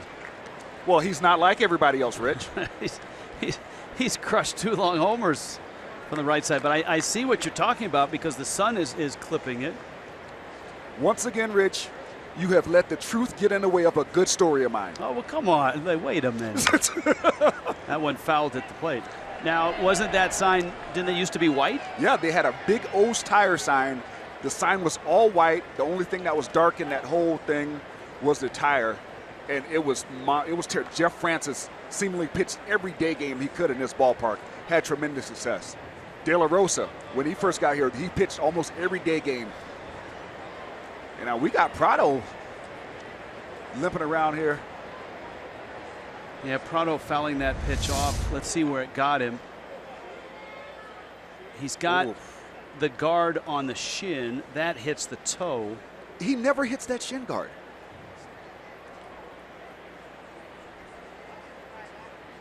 Oh. Yeah, those don't feel good. And Prado having trouble walking right now. That is the equivalent of getting up in the middle of the night and going to the bathroom and kicking like the corner of a dresser or something. It's that intense.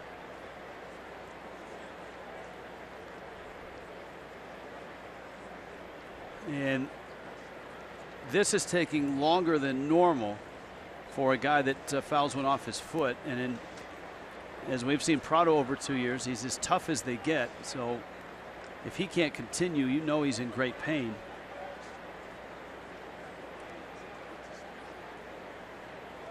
And he's looks like he's coming to the dugout. And that would be, for the Marlins, an enormous loss if it's any more than a game. And so Miguel Rojas now is going to jump on a moving train here with a 3-2 count. Well, that's the tough part about having some type of discomfort in and at bat. If you do it on the field or out in the field, you get a chance to maybe kind of work it around and see if maybe this lingering pain will go away.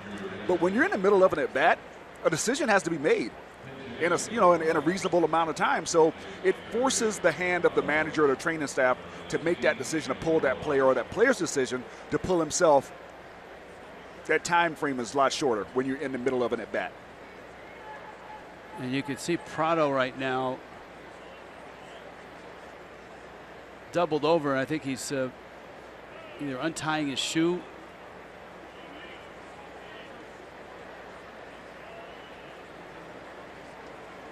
So Prado's out of the game, and Rojas walks into a 3-2 count.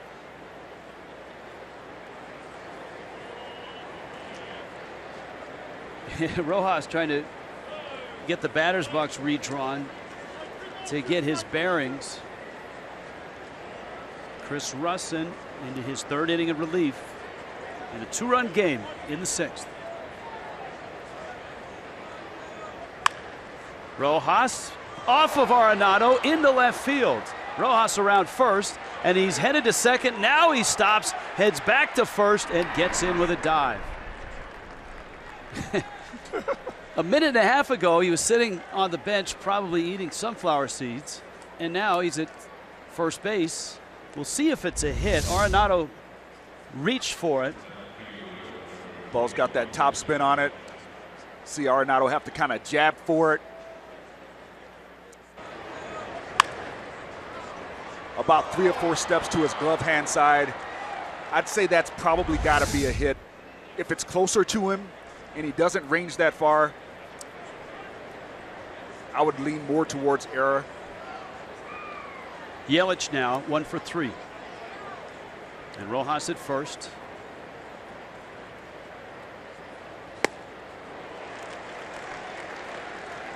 .82 miles an hour, and Yelich swings through it.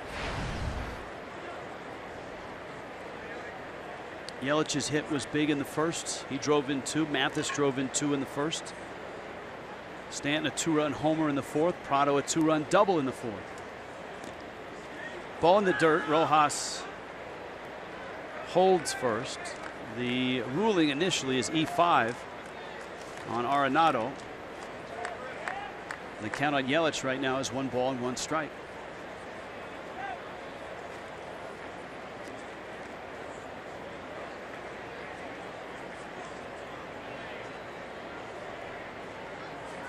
Yelich swung the bat so well on this road trip.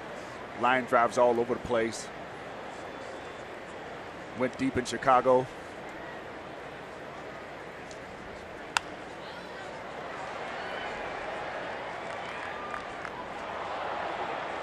Yelich 8 for 21 coming in, and 1 for 3 here as the road trip ends today in Denver. Marlins had an 8-1 lead, and it's melted down to 8-6.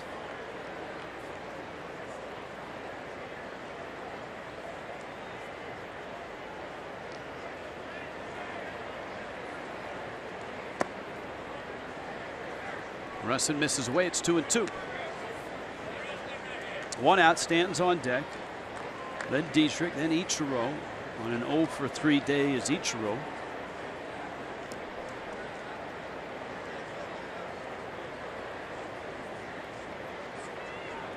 In fact, every other position player in the lineup for the Marlins has a hit, except Ichiro.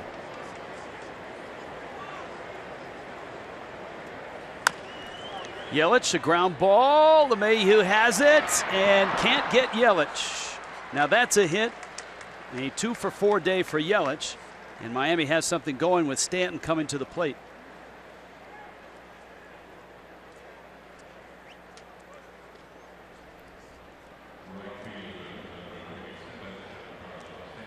This is the 4th inning homer. Now, last night was 504 feet. But this one impressive. It's opposite field. I like it. Let the ball get there. He's not worried about trying to be too quick on that inside pitch.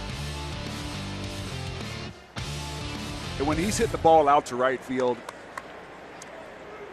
the options for getting him out really shrink, because now he's not chasing the breaking ball as much. He's not swinging at that fastball in off the plate as much. And he can hit it to the big parts of the ballpark because there's no park that can hold him.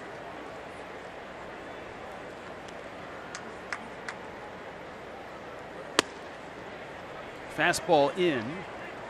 Stanton against lefties this year. 7 homers, 4 doubles. He had 79 at bats. And a 278 average. That take right there is a sign of Giancarlo being better.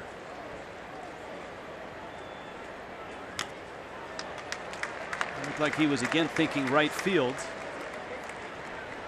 Well, as a right-handed power hitter, once you start thinking about being worried of getting jammed, now you give up the breaking ball, you give up the fastball away. And most of the game is going to be pitched away if you're a power hitter.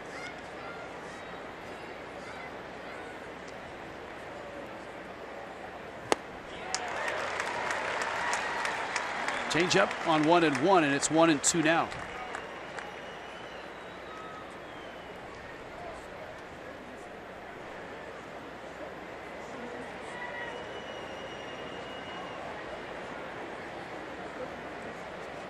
His first at bat of the day against Russell. He was the last man that Gray faced. And you have to live with that. That being a little late on the fastball in with 2 strikes. Good hitters get jammed. That's part of it. Sometimes you're lucky enough to foul it off and get another pitch to hit.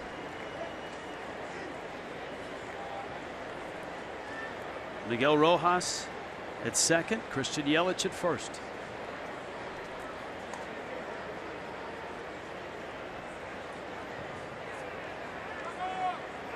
Pickoff throw, safe.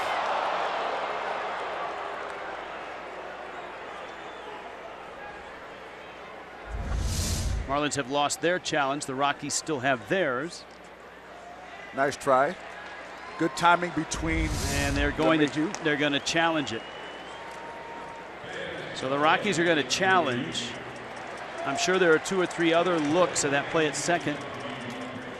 That last look, I don't know that you could tell anything definitive.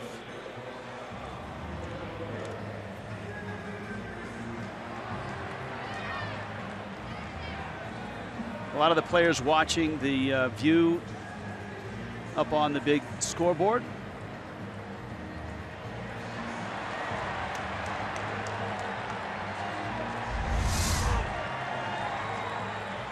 Well, if you're Miguel Rojas, you went from, thinking about getting loose just in case you got to come in for a defensive replacement later, maybe a pinch hit at bat. All of a sudden, you throw it into a 3-2 count. Got to be on the bases, and well, and he is out. And a mistake by Rojas. Yeah, you can't get picked off when you're on second base with Giancarlo Stanton hitting. That just can't happen. You're going to score on a single anyway in this ballpark. Like that's inexcusable because you're not stealing. You don't want to even be moving around back there because you don't want to be distracting Big G at the plate. You got nowhere to go. Now Yelich is left at first, but there's 2 outs. And a 1-2 to Stanton is out. And it's 2-2. Another little mistake, and Miami hopeful that it doesn't bite them when this thing is said and done.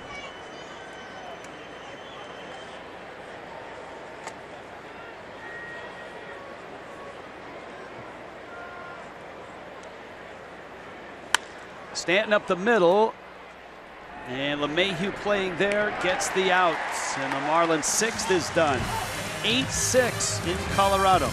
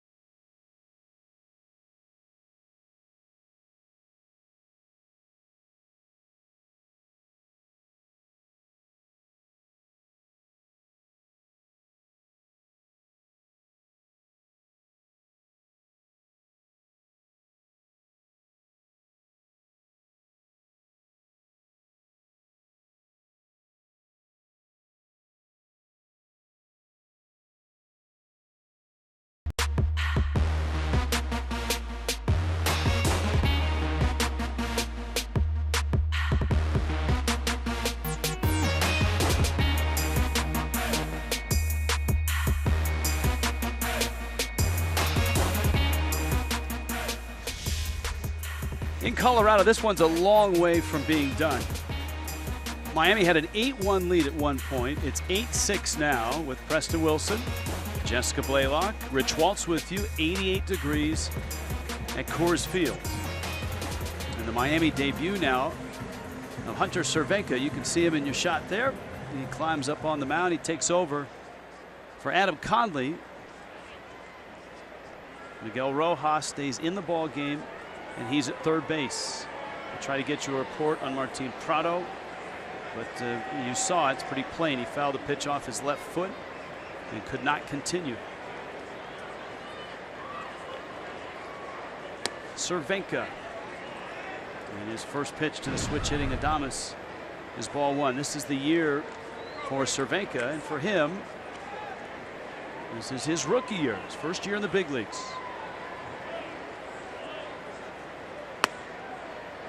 Fires in a strike, and it's been a long and winding road to get to the big leagues. Boston, a 27th round pick, 2009.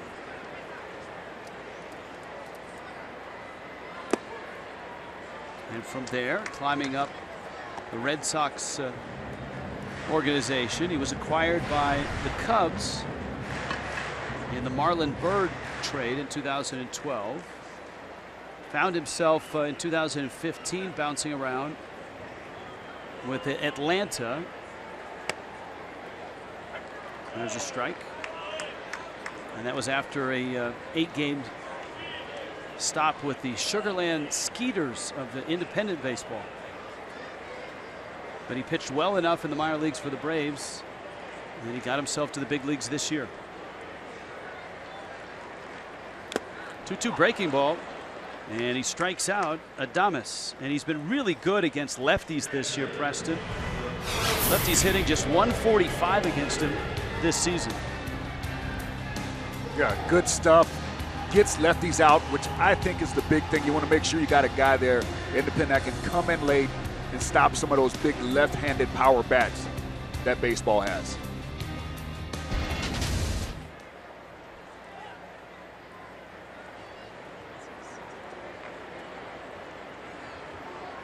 Now Walters.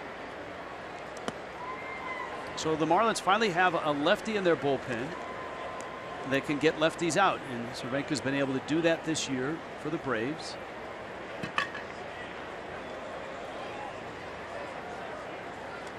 He is a big guy, 6'1", 245.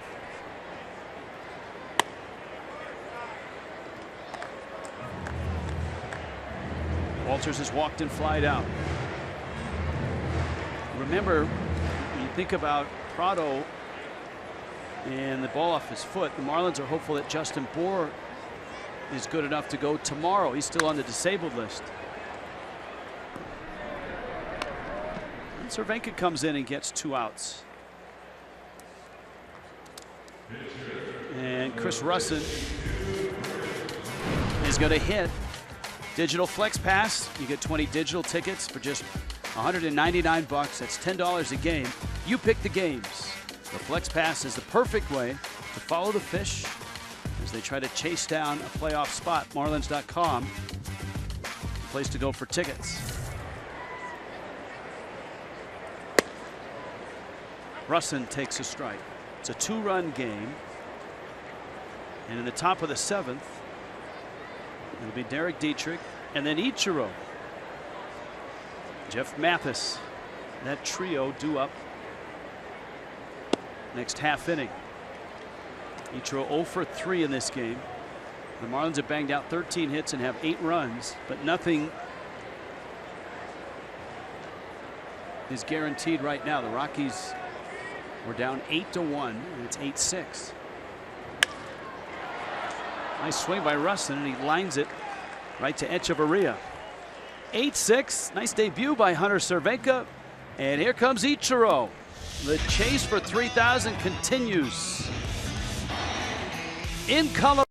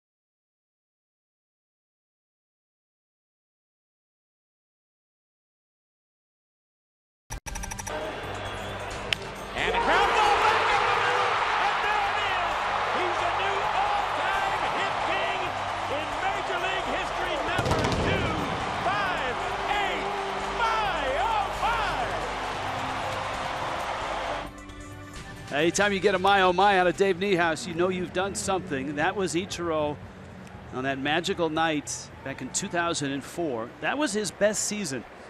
He would end up with 262 hits. Of course, that hit passing the great George Sisler for most hits in a season. Sisler's family was there, and Ichiro, after that hit went over, greeted them. A very emotional scene for both of them. Here is Dietrich. He takes a breaking ball in. Today, Ichiro is 0 for 3. He's bounced out twice and struck out. Dietrich is 2 for 3, a couple singles. Flips that one foul and out of play. We'll talk about what Ichiro had to basically endure. Being the first position player from your country to come over, and there was a lot of talk about, well, the Japanese players are good, but they're not strong enough, they're not big enough, they don't know if they can handle the major league game because they're not that strong. Well, he not only had to bear that and produce. Dietrich lifts it to left, and Dahl is over in there and he gets it. But he also had to overcome that. Well, he may be good for a player from Japan.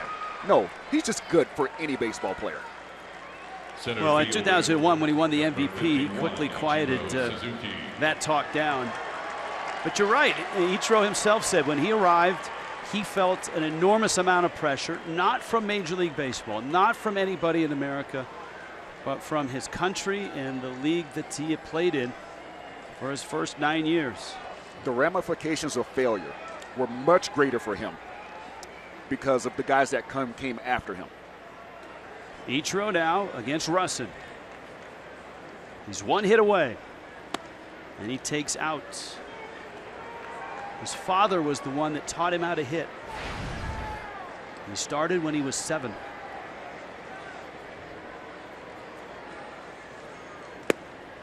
You talk about pressure.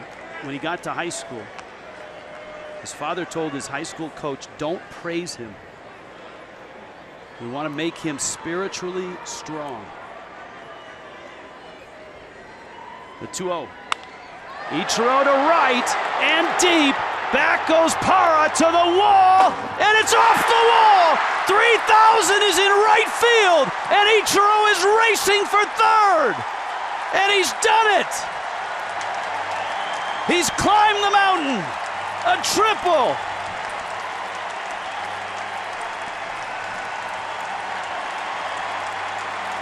And he has arrived at 3,000.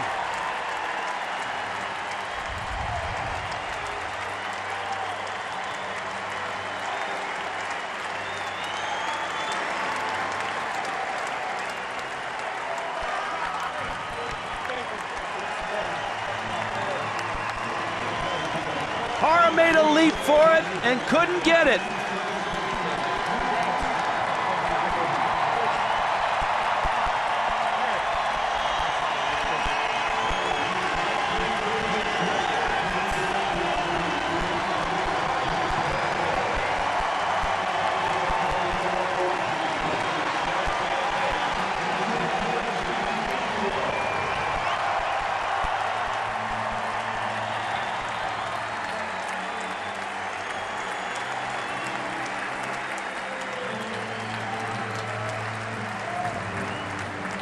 Baseball history made today. Came over as a 27-year-old as a rookie and has made it to 3,000 hits. He paved the way for the position players to come over here from Japan, and now he has paved his own path to Cooperstown. Only the second in this club, which now has 30 members. Only the second to do it in 16 seasons. Rose is the other. And Ichiro now is thinking about 90 feet and scoring this run. Mathis is up. Russin with a strike.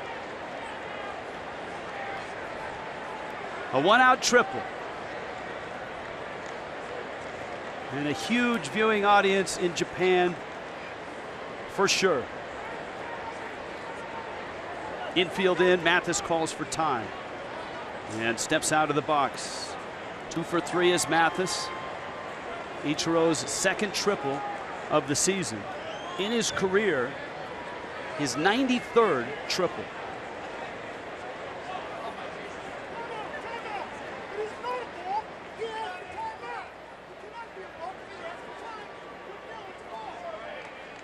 Don Mattingly out to talk to Andy Fletcher.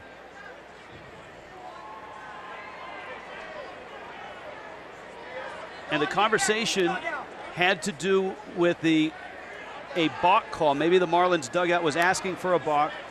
Fletcher indicated it was Mathis that called for time. And it sounds like everybody is okay with that. Mattingly heads back to the dugout. Mathis back to the box.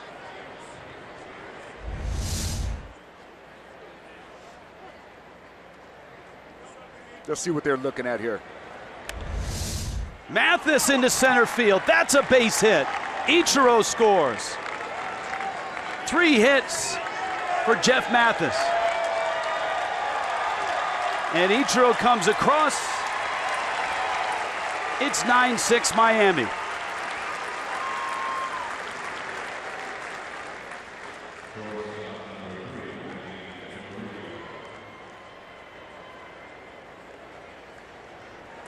Well, a big moment, obviously, in baseball history, but it fits perfectly with how Don Mattingly has used Ichiro. And that is in the context of winning games. He's not been a sideshow.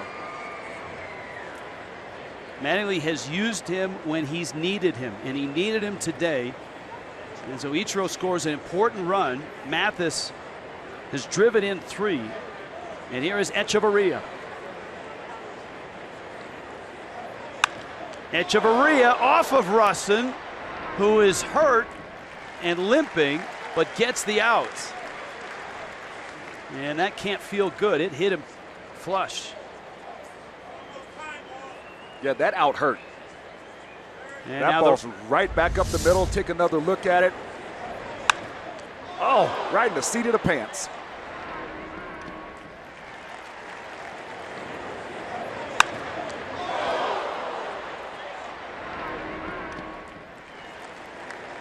Yeah, that one hurts. Well, 2 things here. Mathis ends up at second, and Walt Weiss is going to make the change. Prado, even though he's hurt, made sure he had a ringside seat for that. Ichiro still getting hugs. Russin's coming out of the game. A lot going on in Colorado right now. 9-6 Miami. And with 2 outs, the Rockies go to the pen. A Wes Kendall call to the bullpen.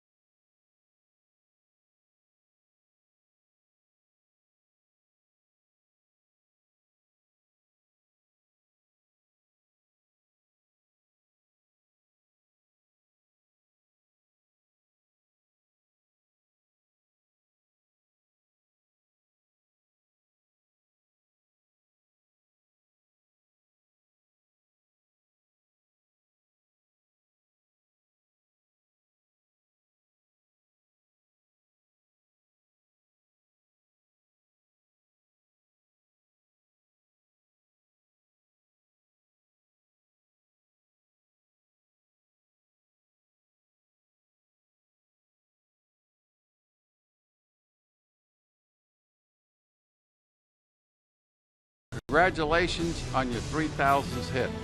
What a great milestone, what a great career, what a wonderful, wonderful person and great baseball player you've been. See you in the Hall of Fame, my good friend. That's the manager that when he got his first hit, kissed him. Lou Piniella, manager for the first couple seasons in Seattle. Marcell Ozuna at the plate, and Ozuna takes a strike. Rockies go to their bullpen. After Chris Russin is hit by that comebacker, you see Ozuna. Gonzalez, Herman. Jeff Mathis out in scoring position.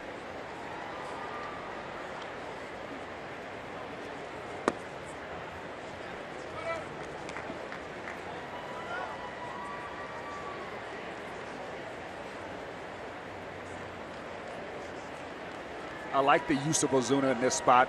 Got a chance to drive in a run. Get one of your run producers up there.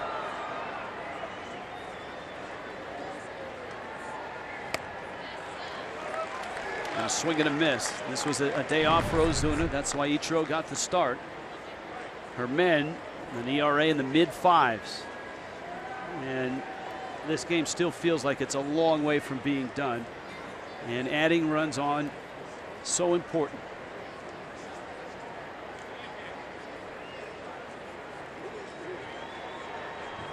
1-2.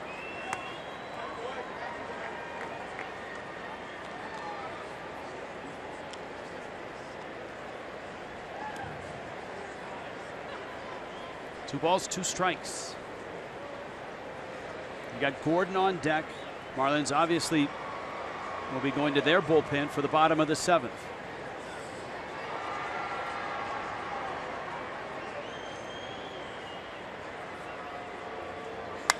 And Ozuna sends it foul. So Ichiro has 3,000, and it's a triple.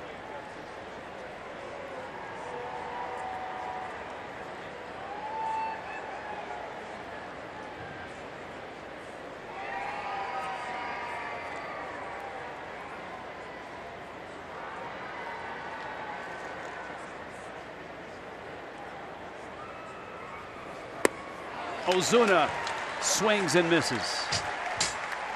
Well, he's done it. Ichiro just over the glove of Gerardo Parra and into the history books at 3,000. A line drive, and he's in there.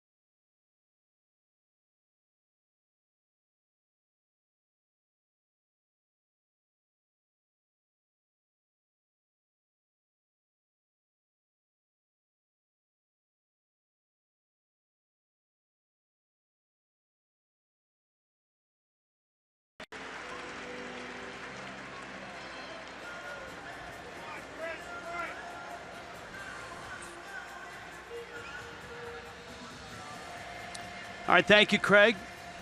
Yeah, those that have been playing along at home with those hit counter bobbleheads, 3,000 has arrived. He's only the second of the now 30 in the 3,000 hit club to triple for his 3,000th hit. Paul Molitor also tripled. And he's the third oldest to get there. Of course, he started at 27, and that's, to me, remains the most impressive thing. Everybody else in that club started at 23 or younger. And Ichiro started at 27. I think it's fitting that he hit a triple because both he and Molitor were both sprinting when they got to that 3,000 hit plateau. A lot of guys, if they're at the end, they're not looking good. They're trying to find a way. Ichiro's not that guy right now. He's hitting the ball on the nose, having great at-bats, stealing bases. You're right about Molitor. He finished his career with a pretty good flourish when he got to 3,000. Charlie Blackmon now to the task at hand to make this day even sweeter. Nick Wittgren is out of Miami's pen. And the Marlins need 9 outs, but there might not be 9 tougher outs in baseball than the last 9 at Coors Field. Good fastball, jams Blackmon. Gordon calls and makes the catch. Hunter Cervenka made his Marlins debut. He pitched a scoreless 6th. And now Wittgren in the 7th.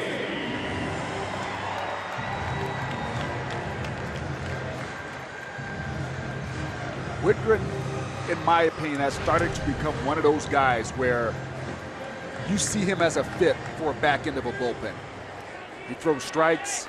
He's fearless. Pretty good with command. And the moment doesn't bother him.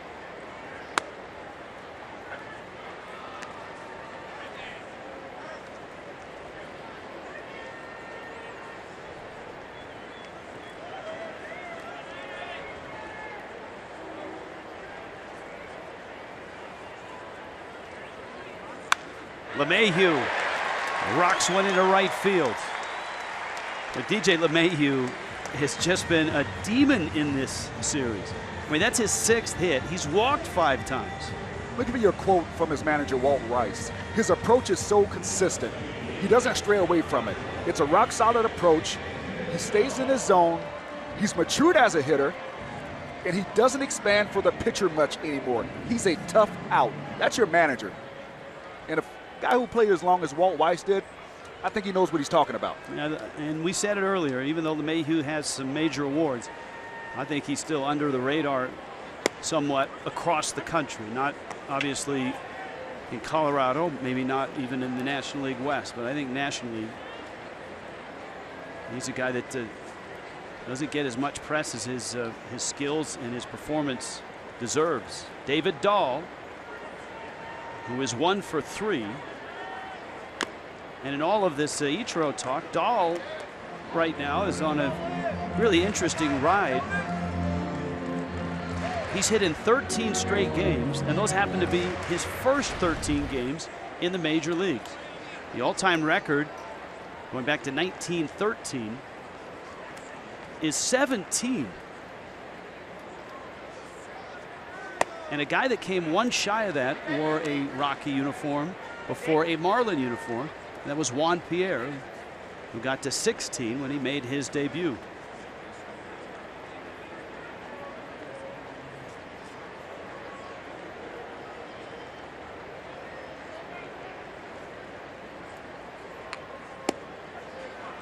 Outside corner. And Wittgren gets a strikeout at Dahl and a big second out of the 7th inning.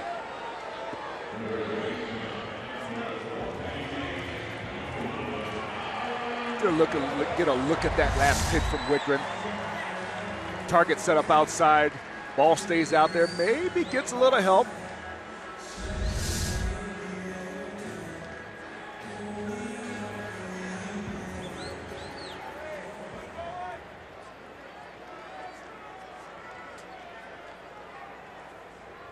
Arenado changed this game with 1 swing in the 5th. And he smokes one down the left field line. That's a fair ball, and it bounces up against the high wall. LeMahieu coming home, Yelich's throw is all the way to the plate. Wickren is backing up, and it keeps the runner at second. But the Marlins can't contain Nolan Arenado. 2 homers, and now an RBI double. Well, the Fish had done a good job holding him down all year. But the last 2 days, they've really seen what Arenado can do with the bat.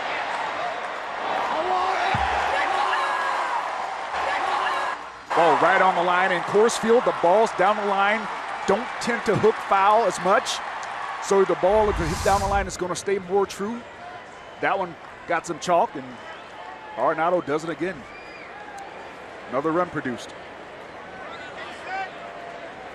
Mark Reynolds now, 2 outs. And the Rockies are back within 2, 9-7.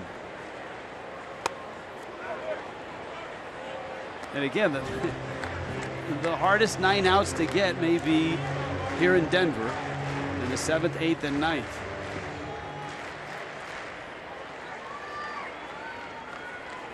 Especially when you're trying to hold the lead.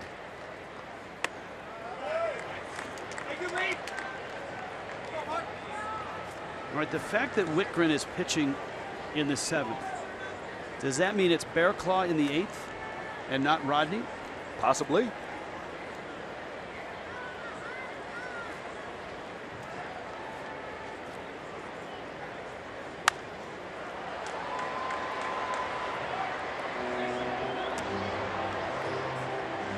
One and 2. Well, this guy can tie the game with 1 swing. Reynolds has popped 12 homers this year.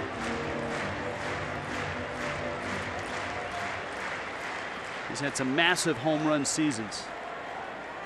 44 in 2009. And Wickren trying to get that corner, and he misses. 2-2. So Ichiro has 3,000. Now the Marlins are trying to get win number 59.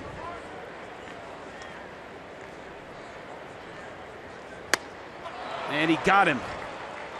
That man Arenado again knocks in a run. And it's a 2-run Miami lead.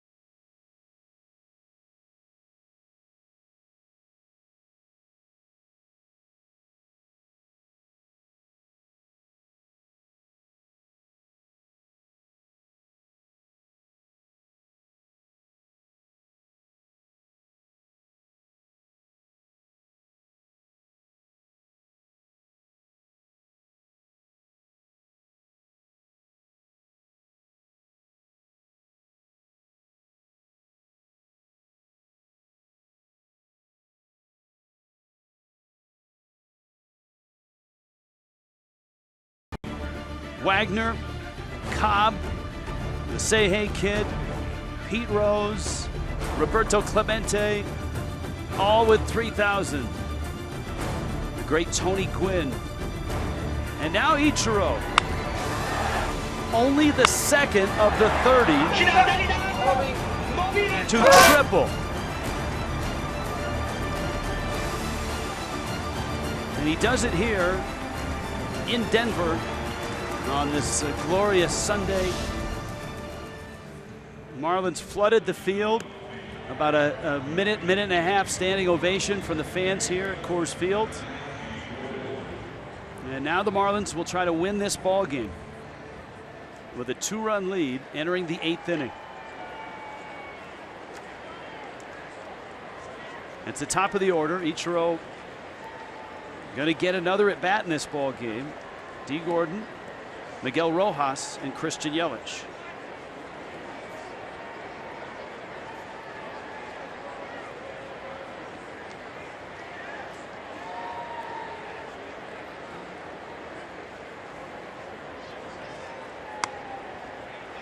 Gordon shortening to bunt again. And remember, we saw earlier in the game, Gordon going into first, jamming that right shoulder. In his last at bat, he tried to bunt with the first pitch and with 1 strike. Takes a fastball there.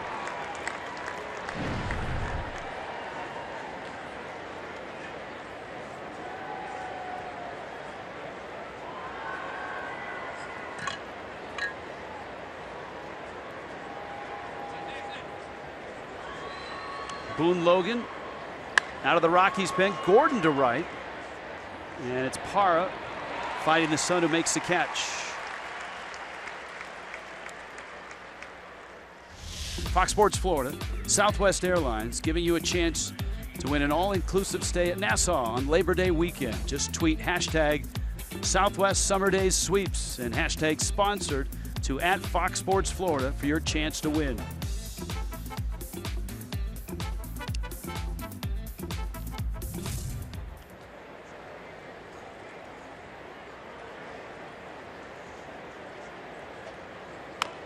Rojas does bunt, and it's bobbled and dropped and kicked, and maybe even stepped on. He did a little bit of everything to that baseball. Did Boone Logan. Yeah, good idea, just bad direction on the bunt. And somebody just blew a whistle and called traveling on 48.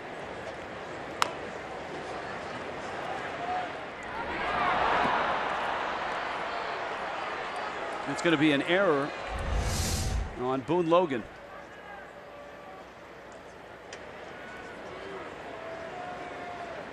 And the Marlins have their bats coming up here with Yelich, Stanton, Dietrich, then Ichiro. And looking for insurance.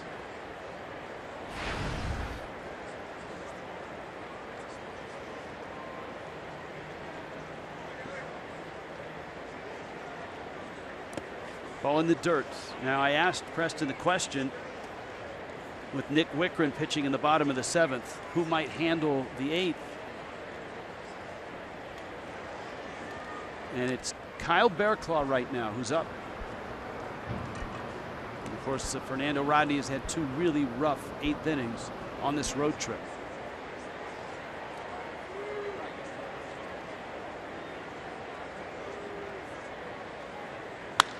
Yelich gets into one, drives it right center field. Blackman chasing, and it's off the wall. Rojas around third, and Yelich drives in a big run here in the 8th. 3rd RBI for Yelich in the ball game. 10-7 Miami now. That's a long ways to right center field. He gets such extension on that, head buried down on contact. He makes it look effortless, but he can hit the ball a long way. That ball's on the line. And we often spoke about not giving teams extra opportunities. A mishandled play put a runner on first. That run ends up scoring. That's what happens in this ballpark.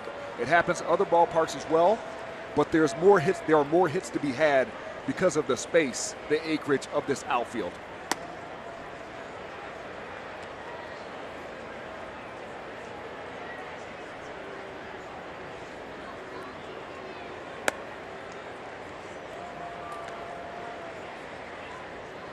(3-0) to Giancarlo Stanton as he's being intentionally walked. Derek Dietrich is on deck, and now Dietrich heads back to the dugout, and Chris Johnson has emerged. The Marlins are playing with A short bench, and B, without Martin Prado now, who fouled the pitch off his foot earlier in the ball game. So keep that in mind as Don Mattingly makes these moves. He doesn't have a lot of maneuverability. Stanton at first, Yelich at second, and Johnson hitting here against the lefty.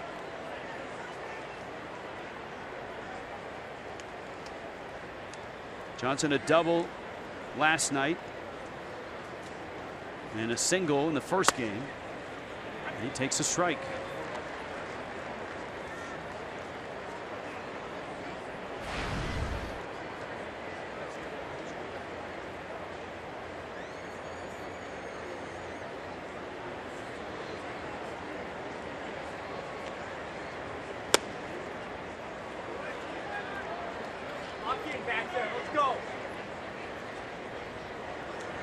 Logan took a long look at that one. I think he wanted that pitch.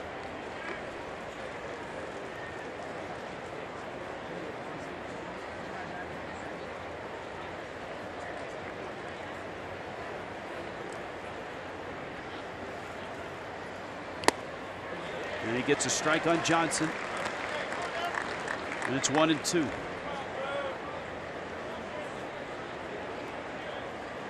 One out. Ichiro waits on deck.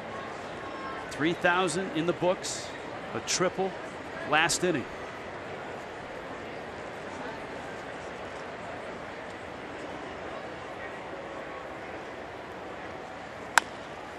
And a comebacker. Logan looks at third, goes to second, and there's still enough time to get the double play. You don't see that very often. Miami gets another and leads by 3.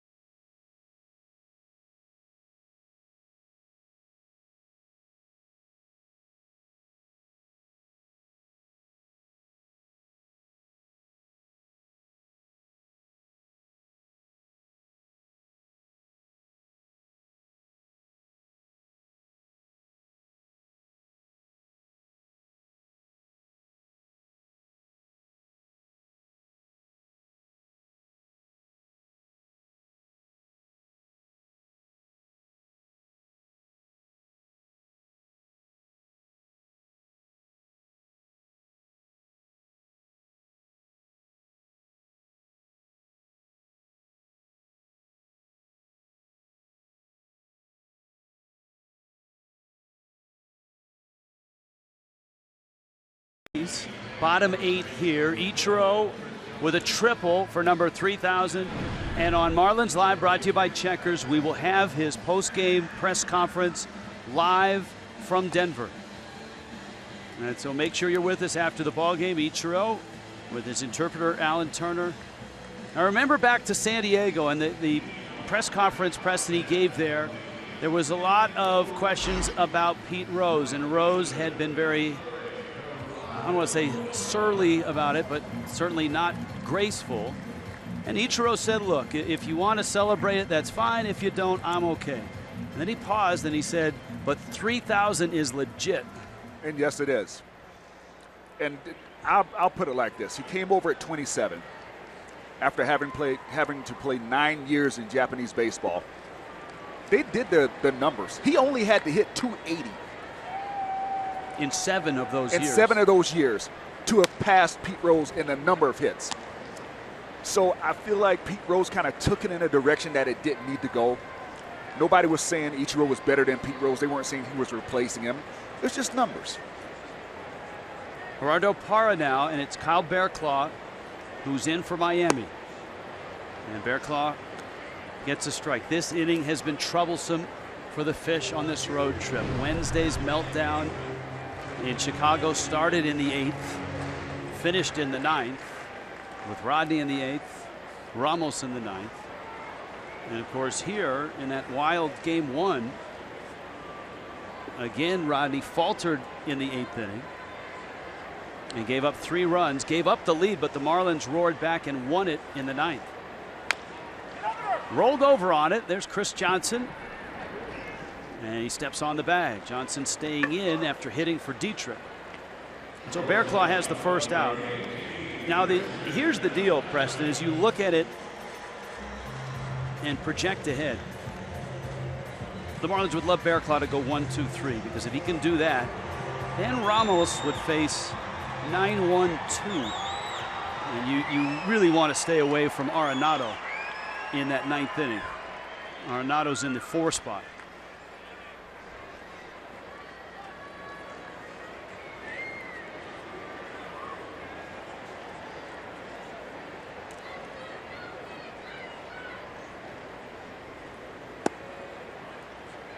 Adames getting the start, and he's 1 for 3 with an RBI. So the Ichiro press conference, we will have it live.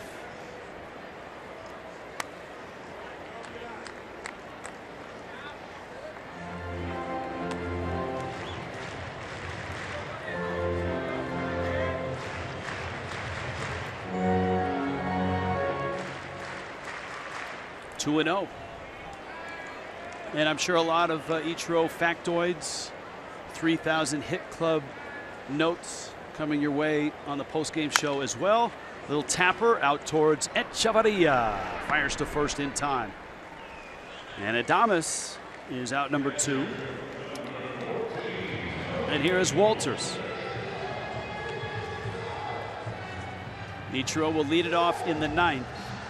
He's the 4th in the 30 on the 3,000 hit club to be born outside the United States. Roberto Clemente, Puerto Rico, the Panamanian Rod Carew, and Rafael Palmeiro in Cuba. The other thing that's unique about the moment, it's the first time that Coors Field has ever seen a 3,000th hit, and there really aren't that many ballparks that are left. The pitch is a strike.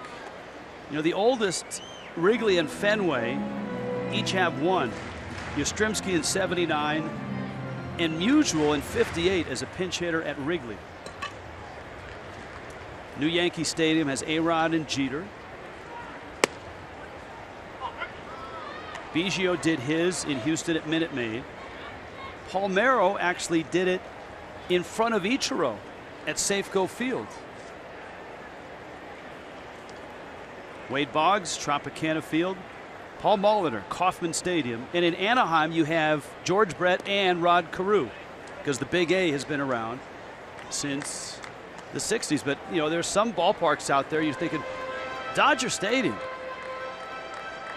hasn't seen it. Oakland's been online since the 60s, has not seen a 3,000th hit.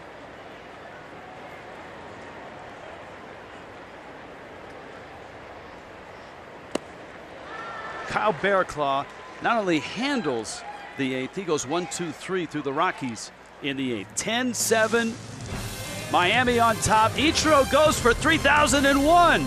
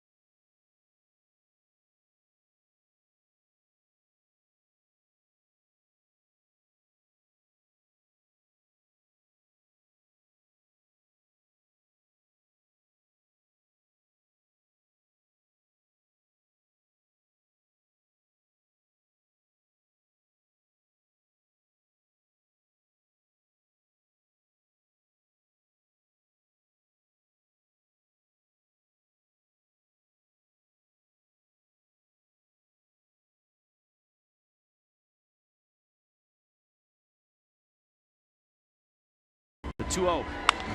Ichiro to right and deep. Back goes Parra to the wall, and it's off the wall.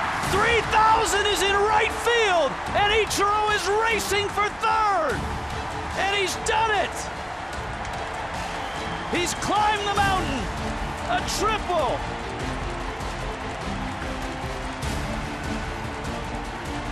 Well, that was quite a moment. He has arrived at 3,000.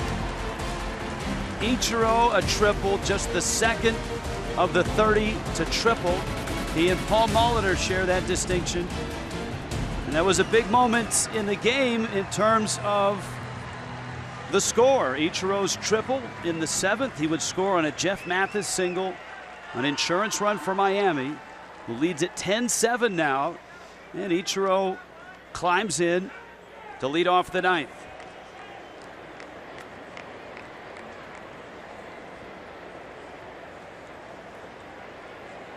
Boone Logan continues. Ichiro's triple was against a lefty.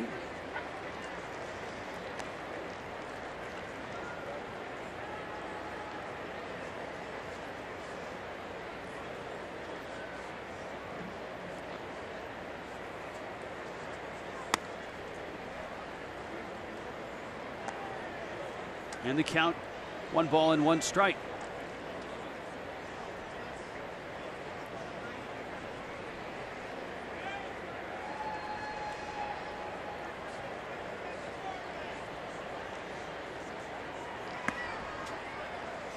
It's Jake McGee out on the mound, and he misses outside.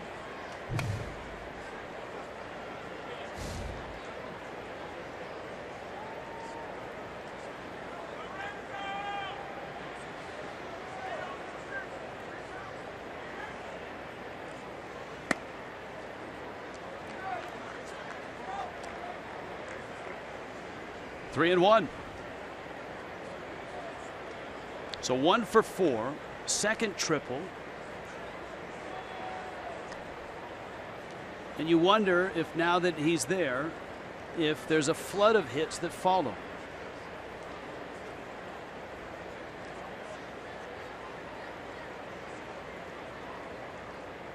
I thought the big hit he got was the one that he got to snap that 0 for 11 streak.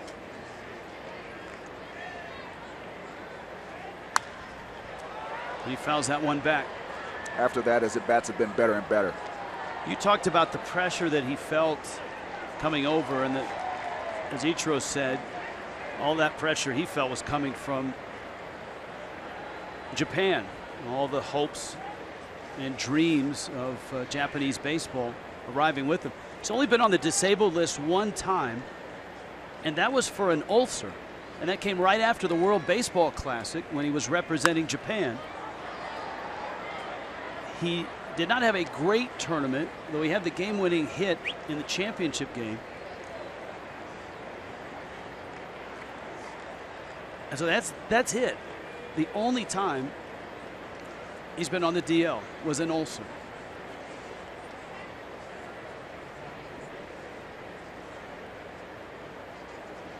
Battling with Jake McGee here.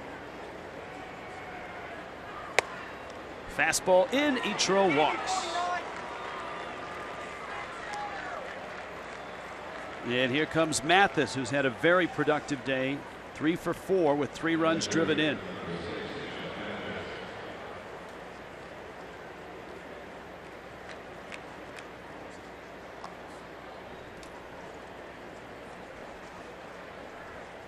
Well, this is interesting. It's Fernando Rodney in the pen.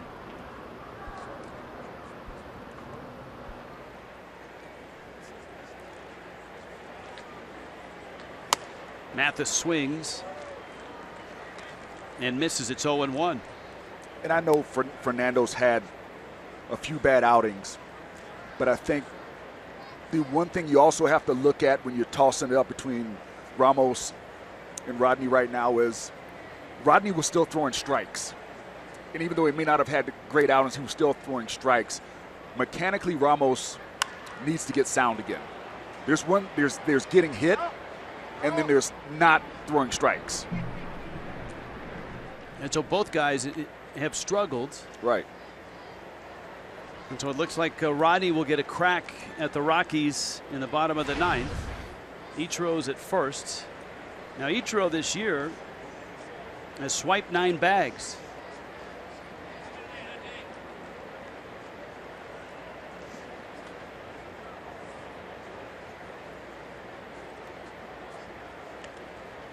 Oh, 2.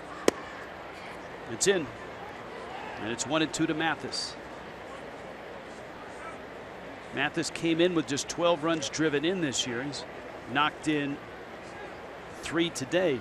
And remember, he had a 2-run homer on Wednesday's last start in Chicago.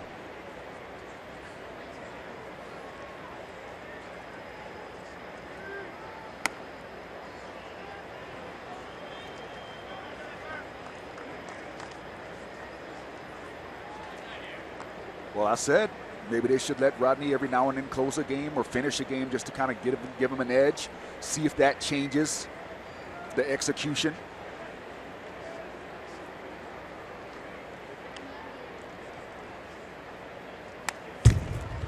Which, by the way, I took a lot of guff for that one.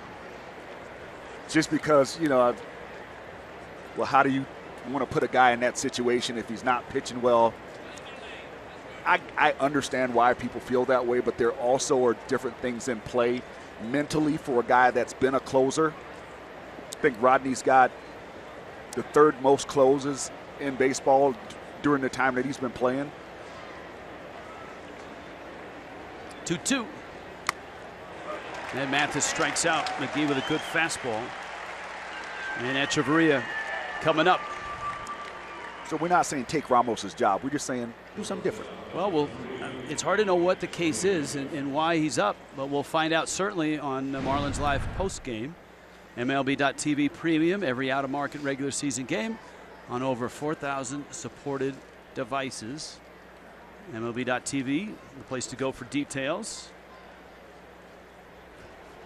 And again, Ichiro's press conference will be carried live here on Fox Sports Florida. And that is immediately following the ball game here in Denver. We'll have Don Mattingly's thoughts not only on Ichiro but also on this game, and we'll hear what the plan is or was for the 9th inning.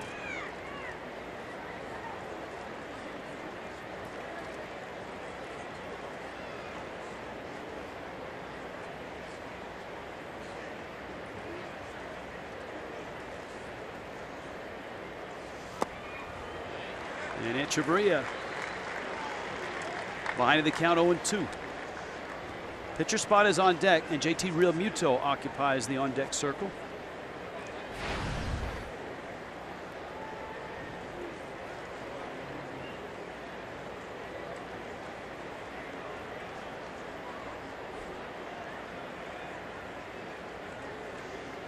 I don't think this has been an easy one for anybody on the mound.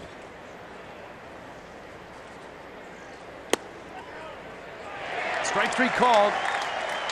Echeverria goes down, and McGee gets a pair of strikeouts. And there's your Fox Tracks look. Plenty of the plate, and he got the knees.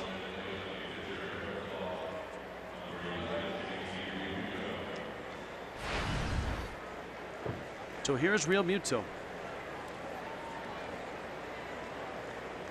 So Don Mattingly has essentially used everybody on his bench. He had to put Rojas in the game when Prado left with a hurt foot. Prado bounced one off his foot and could not continue his at bat. Johnson's in the game. Ozuna has pinch hit. And that's it.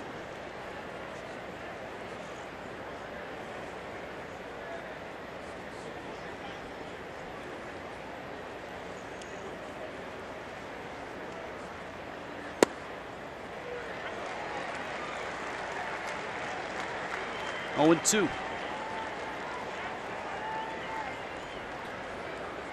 Rockies will have 9-1-2 due up.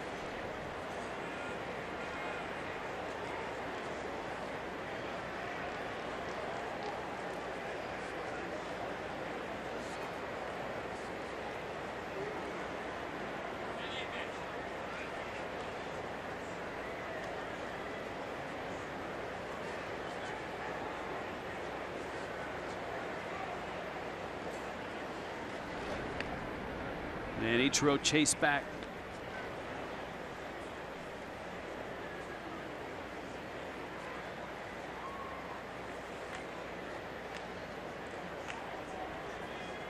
.507 career stolen bases for Ichiro.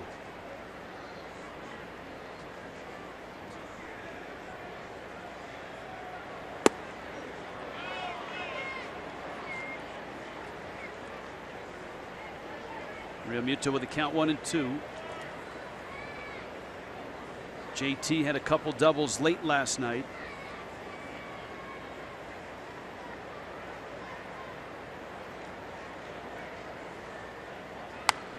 Also doubled on Friday night.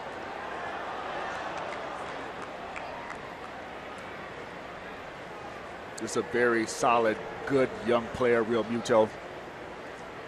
He's a guy that when you watch him daily, you come away more and more impressed. Not just with his ability, but he also has worked on his weaknesses. So you know he's a prideful player as far as not wanting anything to get by that he could have had a chance to do better that he didn't.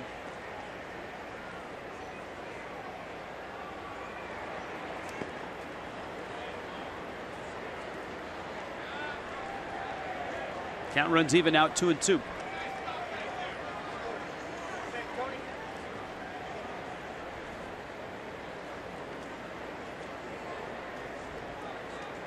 Ten runs, 16 hits for Miami.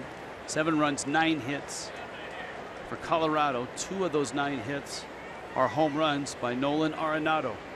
A 3-run shot and a solo homer. Realmuto lines it to left. That's a hit. Dahl picks it up. A pinch hit for JT. And that gets Gordon an at bat. So many storylines here today. Front and center. And the screaming headline is Ichiro gets 3,000 with a triple. The others, well, you can go in any direction there. Giancarlo Stanton homering again. Martin Prado with 3 hits. Jeff Mathis 3 hits and 3 RBIs.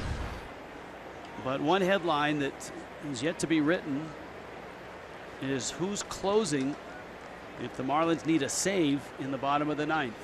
Kyle Bearclaw pitched the 8th. Fernando Rodney, who had struggled his last 2 8th innings, is warming up in the Marlins pen for the bottom of the 9th. Gordon smacks one foul.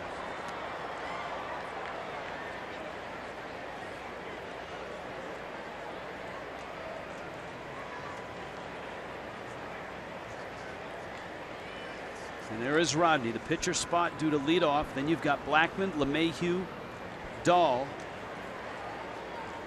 Arenado. Dahl and Arenado are 4-5 in the inning.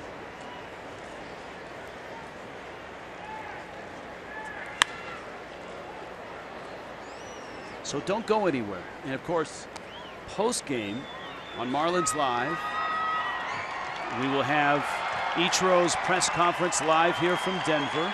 Don Mattingly and his post-game comments. Certainly a lot of them on Ichiro. And I'm sure he'll address the ball game, whether it's Stanton or Mathis or Prado's foot. It's all coming up. Checkers brings you Marlins Live immediately following the game. 0-2 to D. Got him with a breaking ball.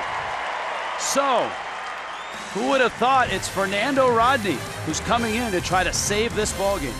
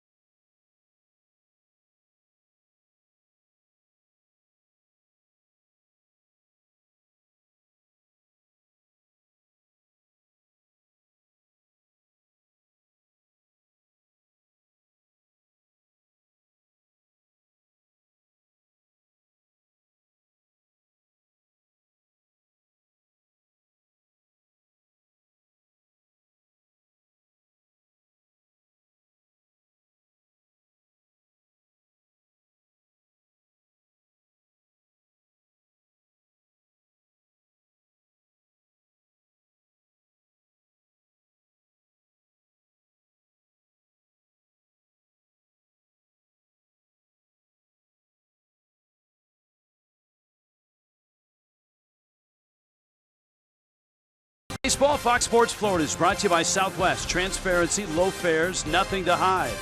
By the all-new 2017 Chrysler Pacifica. And by your South Florida Honda dealers.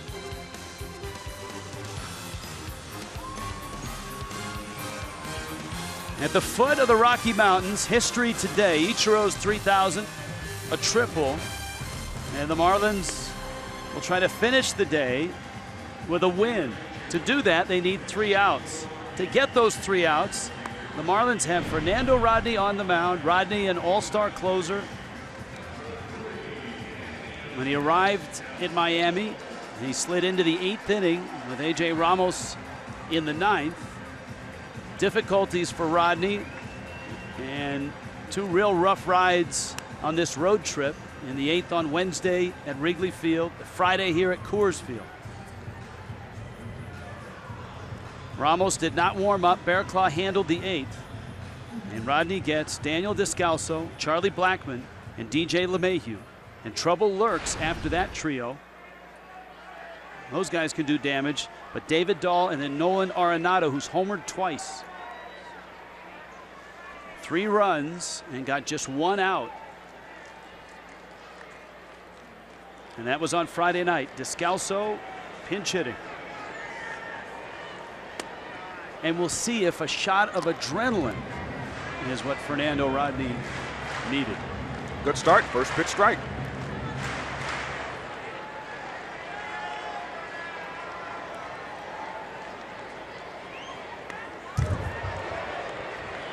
Second pitch to the screen. It's a ball and a strike.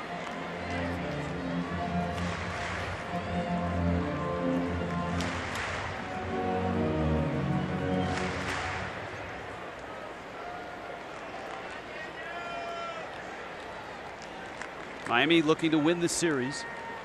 Trying to get back to 7 over. Descalso, sharp ground ball. Gordon has it on to first. And there's the first out.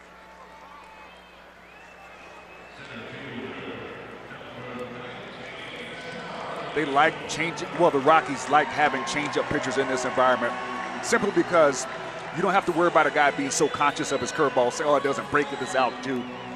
So I think Fernando Rodney actually doesn't mind pitching here. You just got to throw the ball in the right locations.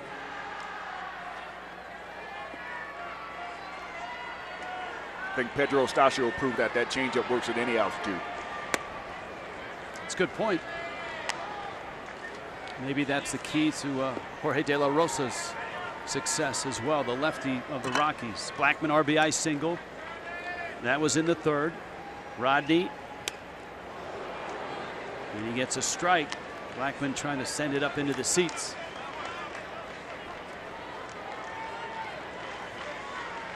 San Francisco tomorrow night. Jose Fernandez, Johnny Cueto. 6:30 for Marlins Live. All 3 games of the Giants series will be on television, including the Wednesday game.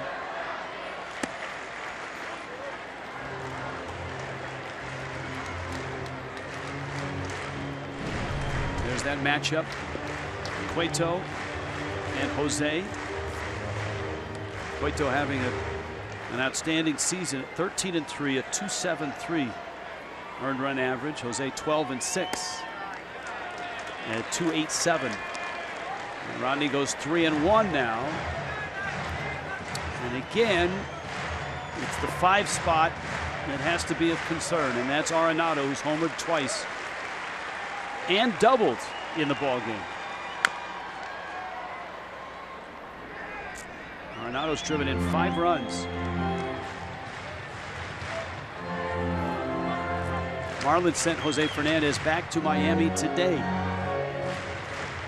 Good call. And hopefully Jose is enjoying it. He was able to see Ichiro's 3,000. 3-2. Rodney going with fastball there, 94 miles an hour. This is a fastball only situation in my opinion. You're up by 3 runs. If he hits a solo home run, who cares?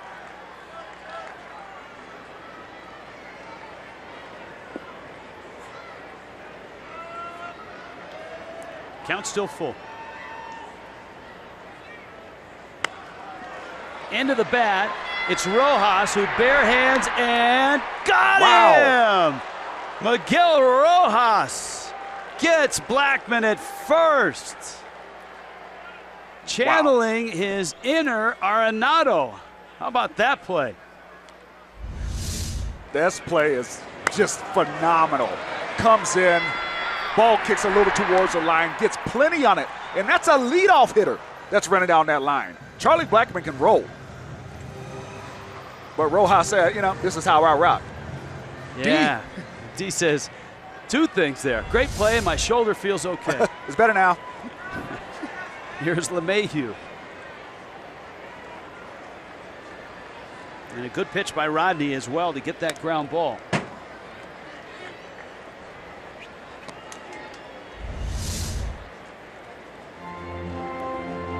Bare hands, grips, and rips. And all of that happens in the blink of an eye. Wow, back of glove just before the foot hit the bag. So 2 outs. And a fastball in. I want to note a good stretch by Chris Johnson as well. He actually had his throwing side foot on the bag, and that allowed him to get further extension out. Sometimes you see first baseman with that glove foot on the bag to try to give a square target, but he got much more extension doing it that way. Outside corner, it's 2-1.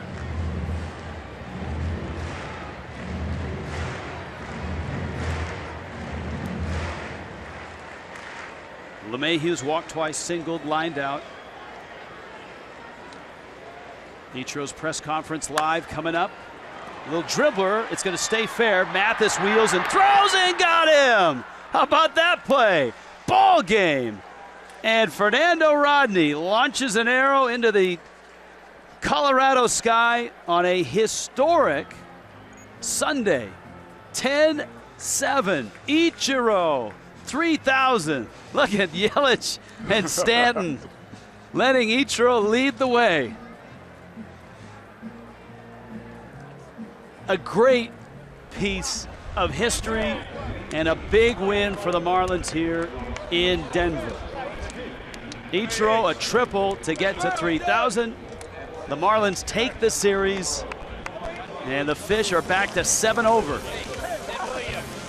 Ichiro's press conference coming up, and it's live on Marlins Live.